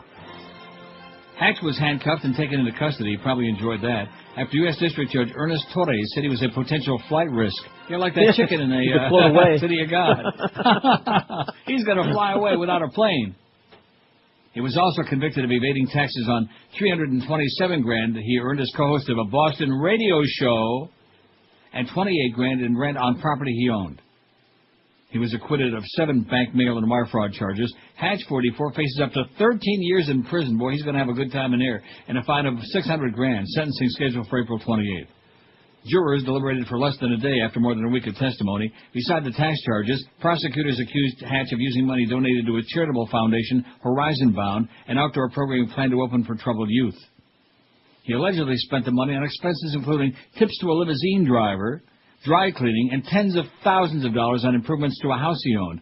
Near the end of the trial, explanation for Hatch's failure to pay taxes was raised by his lawyer, but he never mentioned it in the jury's presence. Hatch's lawyer, Michael Min, said Hatch caught fellow contestants cheating and struck a deal with the show's producers to pay his taxes if he won. But Hatch was never asked about the allegation when he testified. Instead, Mins told jurors that Hatch, who lives in Newport, Rhode Island, was the world's worst bookkeeper and said his client never meant to do anything wrong. Hatch testified he thought producers were supposed to pay his survivor taxes and said the donations he took from his charity were far less than the money already poured into it. More than 5 years after winning, Hatch remains reality TV's most famous villain, the man viewers love to hate. He first captured their attention for shedding his clothes on Survivor, prompting David Letterman to call him that fat, naked guy. Fat, naked but he made the guy. biggest impression and won the show by scheming his way to the top. He reveled his squabbles among his fellow contestants, didn't there? The whole thing's a pile of crap. Survive this. Go eat some bugs and go to Beirut and survive that. That'd be a good show. Survivor Liberty City. Baghdad. Here's the facts. It looks like a chronic to me. I have a pet peeve for remake movies. I can't imagine why anyone would even have the hubris to remake the Pink Panther. That's on our list. Steve Martin should be arrested. Now, didn't I tell you that this morning? Yep. He used to be funny. Steve Martin should be arrested for even trying to recreate Peter Sellers' role in Inspector Clouseau. He ain't no Inspector Clouseau, I'll tell you that. He ain't no Peter Sellers. Steve Martin, he's somebody, he's almost like Jim Carrey, not quite as annoying, but he lost my interest a long time ago. He used to be very funny. He used to be in the beginning really funny, very outrageous, and now he's just boring. And also, gay. Although they married him off finally, but I don't think so. That says at the top should be Will Smith in the Wild Wild West. Was there actually, I mean, that was a TV show. Was there actually another movie called that first? Yeah, with Will Smith as James West. You don't remember? No, you're missing me. We're talking about a remake. Right? Oh, I see what you mean. In other words, was it a movie? I mean, a remake? You know, they made a Wild West movie. Yeah. Huh? They made, but I think it was for a TV movie. Yeah. So are we going to have to look that up? Why not Google it? I don't want to put it on here and send these editions to Eric. And, oh, my God. And look at this list again from this Riley. Will you get a life, for Christ's sake? I have no life. I mean, he's good, or it's good, or whatever this thing is, but my God. Okay, all of these were remade? Yeah. Oh, so I'm going to just take this list. Okay. Thanks, Riley. Like I said, your faxes are the best. The Time Machine, we got that one, right? Yeah. Yeah, don't be sending us stuff we already got, which we don't have much. Alfie, we already got Alfie, right? On the original list, got that. But he's got Cheaper by the Dozen, Stepford Wives, The Out-of-Towners, Walking Tall, Amityville Horror. Now, what's his name? Was James Brolin was in the original one, right? Amityville? Right. I think so. Flight of the Phoenix. Is that River Phoenix? Gone in 60 Seconds. Shaft. Oh, who that? Freaky Friday. Come on, I thought I'd be hearing Shaft right away as soon as I said that. You probably don't got it. Joining Wild Wild West. Assault on Precinct 13, Dr. Doolittle, Miracle on 34th Street, Manchurian Candidate, Guess Who's Coming to Dinner, and Herbie the Love Bug. Guess Who's Coming to Dinner? Wasn't Ray Nagin in that one? Mr. There's Shaft. There's Isaac Hayes. What, did he die or something or what? No, he was ill. He's ill? He was in the hospital. I hope he got better. Oh, we hope he got better along with Larry Hagman, too. Here's some bad news, though. Yes? He's also a Scientologist. Oh, no. You yeah. Isaac Hayes? Yes, indeed. Wow, that's bad. No wonder he got the shaft. I hear a lot of Scientologists get the shaft. But anyway. Okay, that's enough. Kill that. Okay, so I'll add all those. Are those all legit or what? I guess they are. I know they redid the Stepford Wives, and of course the obvious question that all America was asking was... Why? Yeah. Okay, let's take some more calls. I bet these people are got a whole bunch more, which is a lot of work for me. WQAM, hello. Hey, Neil, your remake poll is a great idea. The thing is, like the past 25 years or so, I can think of one remake maybe that was better than the original. Now, what was that? And that was The Thing. The movie The Thing was remade with Kurt Russell. Yeah, good point. And the black guy from Requiem for a Dream was in it, too. Keith David, I think. One of the Keiths, Davids. Yeah, that was the only one. And Wilford Brimley. Yeah, Wilford Brimley. It's the only one in the past 25 years I can think of that was better than the original. Well, that should tell them a lesson, and don't do it, you know? Yeah, exactly. I mean, The Verdict was a remake, but I think that was more than 25 years ago. I mean, seriously, they're just awful. Most of them are awful. I don't understand. I mean, the idea, when I saw the previews, the ad for Pink Panther the other day with Steve Martin, I just wanted to gag. I mean, why? Why is this man doing this? I mean, are they that, just vacant of ideas that they can't come up with? I guess. And the movies they're remaking, you heard about Network. I think that's going to be for TV. There's supposedly a remake of The Wild Bunch being done. I mean, what are you, people crazy? I mean, you could never approach those originals. I don't understand it. Yeah. Then they wonder why Hollywood's in trouble. I mean, thanks for the bad news, Pally. All right, man. And watch out for The Thing. Yeah, it's a good thing I'm going to be dead pretty soon, because I tell you, once they start making them the third and fourth time around. Also, many of these, though, have been. Right, well, the Bounty's been like 3-4 times. And what about A Star is Born? Hunchback of Notre Dame. Right, Hunchback of Notre Dame. Was that about Era Parsegian? I think that was about him. Who? You wouldn't know. Josh would know who that is. Era Parsegian. That's from an era before your time. Plus, you don't know no sports. How can you be no wonder Greg hated you like poison. You don't know your sports, mister. No, I don't. You don't know Era Parsegian from the whatever era. No, I don't watch men play games. Well, there's a lot of gay guys out there who enjoy watching guys grab each other around the waist. I understand. In fact, now that they got these slow-mo and close-ups in football, in the NFL, or in college football, too, a lot of times they're not just grabbing them around the waist, they're grabbing around their privates. That's a real good way to bring somebody down real fast. Bring them to their knees, so to speak. 26 past 1 on Gay. 560 QAM. This is Neil Rogers. This is 560 QAM. Boy, she's beautiful. Oh, he's on fire right now. She's a smoking little pistol, isn't she? Really, though, we're just like any other couple. They're the latest hot couple in Hollywood's eyes. Even better than the Julie and the Ashton surprise. Brad said we're just friends till he got between her thighs. And now she's with child and her name's Angelina Jolie. Their sex at that hotel really caused quite a fervor. She was screaming so loud that the staff overheard her. They called the police and they all did agree. Just rub it. You'd best bring a muzzle if you bang Angelina Jolie. Okay. Oh, Brad put Jen on the shelf. He kicked her to the curb, and he picked up a milk. Holy cow. Oh, Jen would never give in, but Angelina put down. Brad has got a new friend. Alright. Since Billy Bob Thornton, she's been out madly scoring. That horny Tomb Raider's been worldwide a-whoring. Hope Brad doesn't mind the baby, looks a bit Chinese. It's like joining the UN, moving in with Angelina Jolie. Hey, where are the kids? I sold them to the lady across the street. She always said how much she liked them. And we have buffaloes of kids. When are you going to find time to ignore your kids? Our kids are really tracked. Are you ready, kids? Yay! Lick it and stick it. 133, 27 till 2 at 560 WQM. Gildy at 2 o'clock. Man, he is going to be really moaning and groaning, and rightfully so.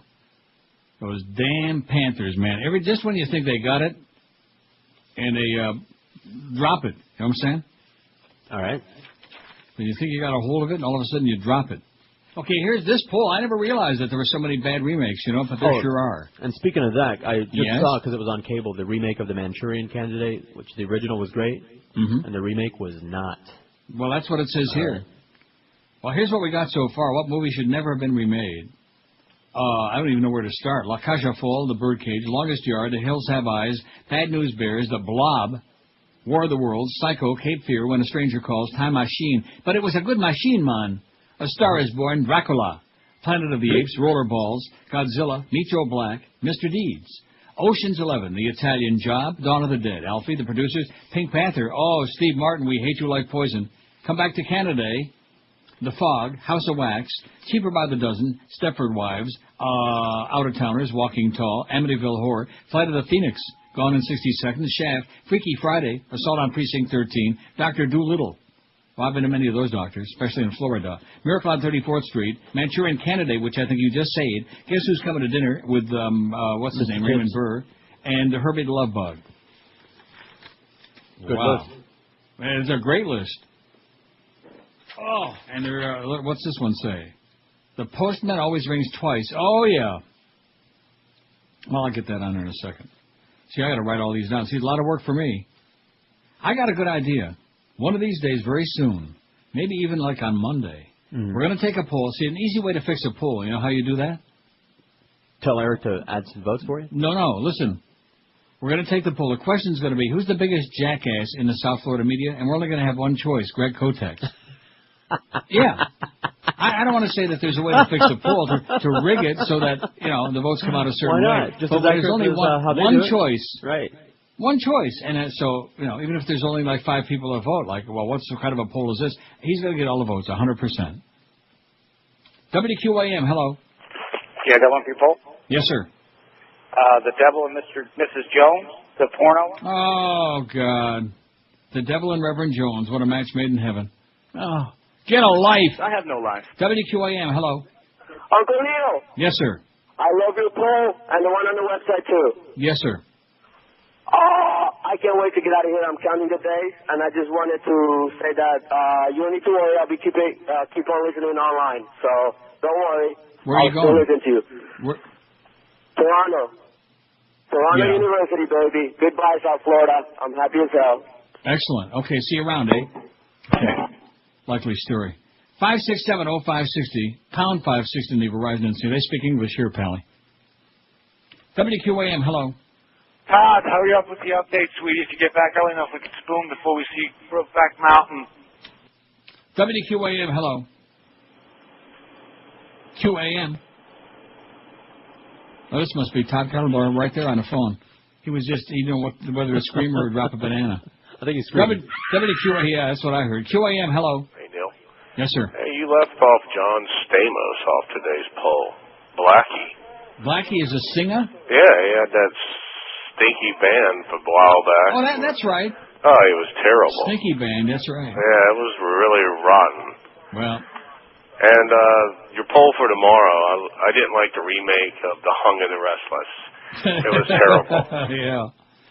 Oh, boy, should have quit while you were behind. John Stamos, there you go. Poor Blackie. Don't be picking on Blackie. You know, he isn't, makeup does wonders. As a matter of fact, everybody talks about how great Brad Pitt still looks. No. No. Even though he gets microdermabrasion. Oh, at least 6 people enough. killed and 8 injured in a Texas car crash. And 14 puppies were lost, too, in Oklahoma. You know, I don't want to, demean, because the world doesn't have any value on human life anyway, but the things that they put in, major bullet, okay, so there's a car accident. Well, okay, that's bad, and we're sorry. Now, what were we just saying? Brad Pitt gets microdermabrasion, but not enough of it. Oh, man. I don't remember where the hell I saw him in the last month or two. He's on TV all the time because of the whole... No, but this wasn't one of those appearances where they got like 40 pounds of makeup. Right. My God, he looked about 90 years old. He has pits. Yeah, exactly. Brad has the pits. Which, I mean, granted, what is he, about 87 now or something? He's got to be 40-something, right? Right. And they do a real good job with makeup, and you say, gee, he looks pretty good. I'm going to be honest with you about him. And he would the movie you're going to see there, the Primal Fear. He wasn't bad in the movie. He wasn't good. He was just in it. You know what I mean? He did what he just there. He walked through. Kind of like the phony work he does as defense attorney. When he faked that, he faked the acting too. He didn't have to do anything, which is fine. It was just Brad Pitt, and he was like one of the least of the characters. But, I mean, the only movie I really cared for him in all that much, and that's only because he was young and he really looked good, was that one, about the Across the Tracks with Ricky Schroeder. What the hell was the name? You're the only one that knows the name of that movie. You just said it. Across the Tracks. That wasn't the name of it, was it? I think so. Get out of here. Across the tracks of my ass. Yeah, if you don't like it. Yeah. No, Google it. Do IMDb and Brad Pitt. That's not the name of the movie, Across the Track. On the other side of the tracks or something like that, was that it? Something like that, but I think it was Across in the Tracks. with Ricky Schroeder, who just gives me spilkies. I just want to vomit when I see him. Oh, but then he grew up and became Rick Schroeder. No, it's still Ricky Schroeder, and he's still annoying. Definitely Across the Tracks. No, see, there you go. Toulouse La Tracks. Sorry, I argued with you. Across the Tracks. Well, I know my Brad Pitt stuff. Now, he looked really good there, but then again, he ought to have looked good because he was a young guy. But as the years went on, now, name me a good movie he was in. I mean, don't tell me The Fight Club. No, I'm not. Don't tell me Meet Ed Black. Or California. 7. Oh, yeah, California, I would say yes, he was very good. 7, it was a good movie, but he wasn't good in it. And they were okay. Now, would you argue with that? Would you say he did a good job? What's in the box? A little melodramatic there. All of the acting he did in that movie prior to that scene was demolished, was devastated by, what's in the box? I mean... Yes, right. In a moment of That melodrama. was a good movie. Was the director out for lunch when they filmed that scene? I mean, he must have missed that somehow. Yeah. So what was in the box? His wife's head. Oh, sorry. I thought it was saw the 7. Wow. That was a good movie, though. And I'll tell you, wasn't Morgan Freeman in that? Yes. Yeah. No, Morgan Freeman is great, boy. There's a guy. Snatch is another really good one. Yes, it is. I beg your pardon? Snatch is great. You should see it. Better take the break. This is Neil Rogers. This is 560 QAM. Brad Pitt God. You know it. Reach a decision, please. I'm out of here. Packed my pizza and shoved it into my checkered bag.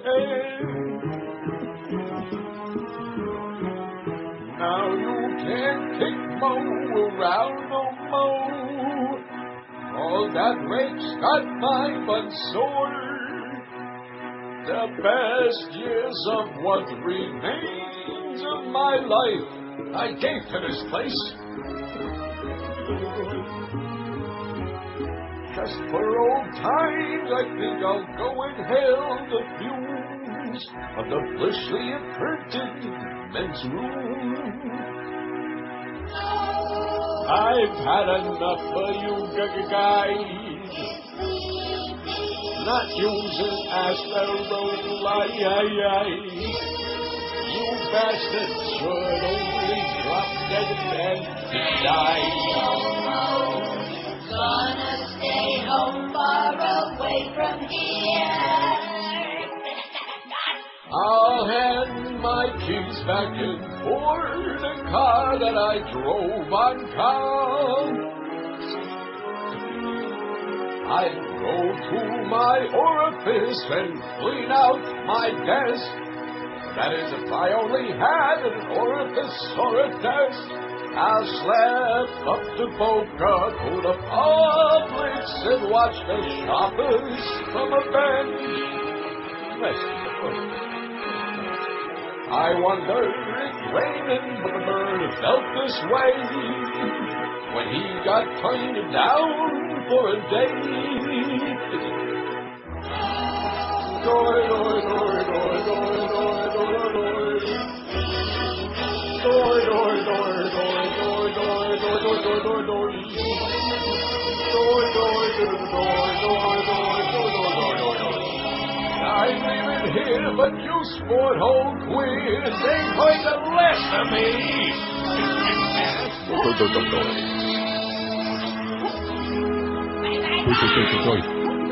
Boy, 147. Look at the last two entries on the blog there, on Greg Kotex's blog. Oh, I don't have that open. They're both, this is Eddie, and actually they both go on, and bloop, bloop, bloop, like his calls. Yeah, bloop, this is Eddie. Excellent, nice going, Eddie. Better over there than by us. Oh, and how come I have not talked about this? I've had the story in my pile for a couple of days, but muy importante. Online search engine leader Google Inc. has agreed to censor its results in China, adhering to the country's free speech restrictions in return for better access to the Internet's fastest-growing market. In other words, we're a bunch of whores. We don't care what a bunch of censoring commie pinkos you are. In addition to which, in the U.S., we censor everything anyway, so why not, eh? We'll take the cash. The Mountain View, California-based company planned to roll out a new version of its search engine bearing China's web suffix .cn. So yesterday, as a matter of fact. This story is from Tuesday. A Chinese-language version of Google's search engine has previously been available through the company's .com address in the USA. By creating a unique address for China, Google hopes to make its search engine more widely available, easier to use in the world's most populous country. Because the government barriers set up to suppress information, like some of the truth, Google's China users previously been blocked from using the search engine or encountered lengthy delays in response time. You know, speaking of avian flu, maybe it's a good thing they didn't catch that chicken. That's a good point. The service troubles have frustrated many Chinese users, hobbling Google's efforts to expand its market share in a country that's expected to emerge as an internet goldmine over the next decade. It's pretty obvious that those little Julios that the circle, they're the ones that's sending all the stuff on the chat, yeah. Well, it's good they found something to do. Yeah, good, yeah. Give them a little rest, let it heal up for a while. U.S. military, and of course we do not negotiate for the release of hostages. You do understand that. Unless, we want to. Unless it looks bad. The U.S. military reportedly freed 5 Iraqi women detainees today, whose release had been demanded by the kidnappers of American reporter Jill Carroll as a condition of sparing her life. An AP photographer at the scene reported the 5 were driven from U.S. custody to the home of a senior Sunni politician in Baghdad and returned to their families.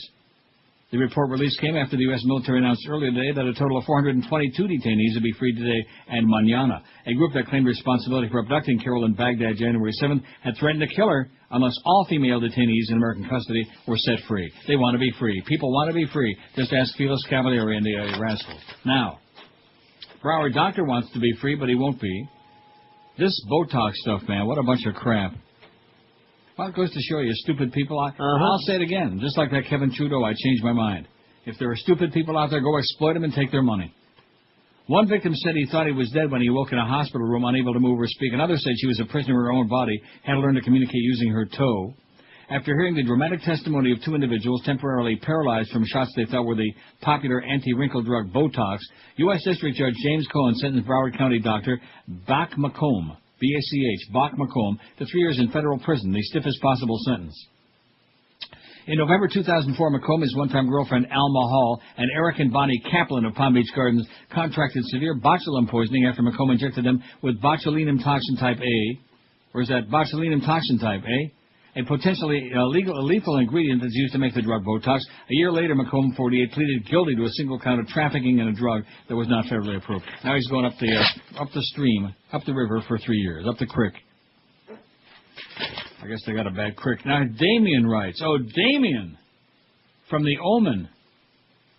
Remember The Omen? Oh, yeah.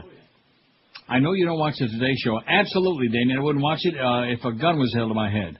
But today, Howie Dean was on. He was able to shut up Katie Couric. You go, Howie. That's our man. Howie Dean. I told you that. I told you that a long time ago. And people say, no, he's a crazy person. Yeah. You thought he was crazy? Look what we got now. First, she tried to have him comment on Hillary Clinton and her saying that the Republican Congress was being run like a plantation, to which he replied without hesitation, it was the same thing Newt Gingrich said in the past. She quickly moved on, and he's right about that. At the end, she tried to say that Abramoff had given money to the Democrats as well as the Republicans, and how he instantly told her that she was wrong. And I can't read it. He said not one dime was given, and I can't read because this fax is screwed up. How much you want to bet she'll never come back and say the Today Show had it wrong? I would love to stand on her head and... Oh... Good luck, Damien. Have a good time. Too bad I can't read that. Riley again. Jesus Christ. Speaking of, what time is his show on? Maybe we can put him on the other station over there and get some talent on there. Maybe like between 2 and 4.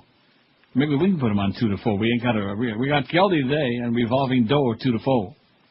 But I'm sure right now that Joe is in there with our part-time program director, and they're hammering out a solution for that 2 to 4 thing, which of course is Mad Dog 2 to 6. Don't forget, starting Monday, Jim Mandich 2 to 6. Boy, can you imagine if he ever agreed to do that, which I doubt, but if he did, can you imagine the impaling on letter openers that would happen across the street? You'd be able to hear the sounds over there. The stream of blood would probably flow right down across the street. Don't cut! Riley says, speaking of the remake of Pink Panther, Chris Tucker, Mike Myers, and Kevin Spacey all considered for the part of Inspector Clouseau, but turned it down except for Steve Martin. Well, that's because they were smart and he was not. Jackie Chan was also considered for Kato, Clouseau's assistant. Pretty sad. Peter Sellers is rolling in his grave. Riley says, and you are... Absolutely correct, sir. This is Neil Rogers. This is 560 QAM. God? Hey, it's Howard David. Welcome back to the Mo Howard David Show, where we're chock full of zany but good, clean family fun. I'm here, and you're there. That's a tight-up phrase, huh? You know that pipe-smoking thinks rape is funny? Is that funny, huh? What? Since when is gang rape funny? What do you require of me? I require you drop your pants. Now, see here. Right now. I want those pants dropped down there. You like it? Hey, get your hands out of it. Get out of there. That offensive man. That's my delicates.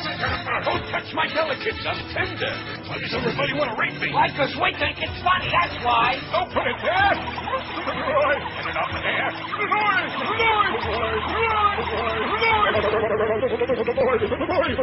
Get your ass out of that sink. I gotta wash these ink spots off my hands. What are you, some kind of fairy? I'm not a queen. What do you know about being queer, you moron? I've been ripe enough to know the difference. We're supposed to be talking about sports here. This is sports radio over here. We love men. From this point on, I demand to get paid by the door. Now, we're going to make something out of this crepe paper, you understand? Then maybe later I'll pull the link sausages out of my pants, okay? Okay. It's a joke, you moron. Oh, no. There's motions in my pants. Oof, get them off of me.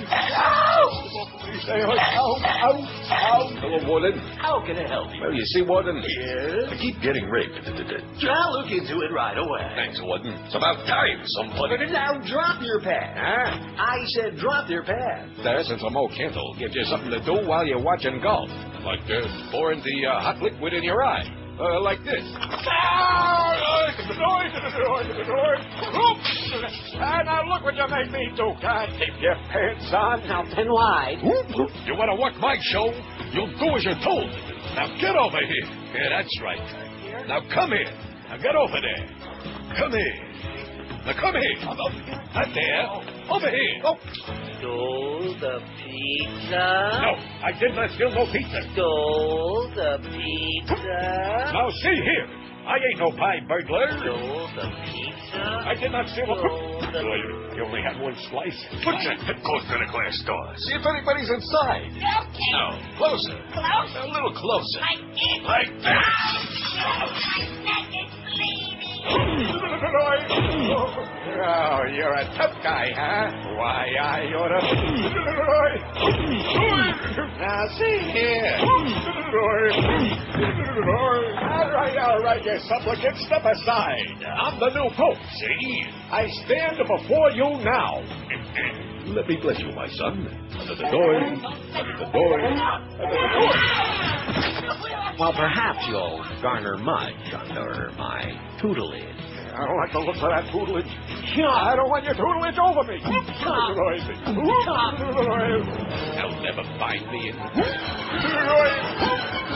Of course it's more important that I outlive you. Why, I'll have you know. Can I go home now? Oh, sure.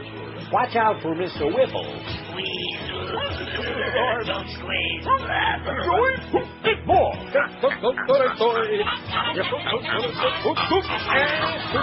Forget about it. That's what I say. And kiss my ass. Bye, bye, bye.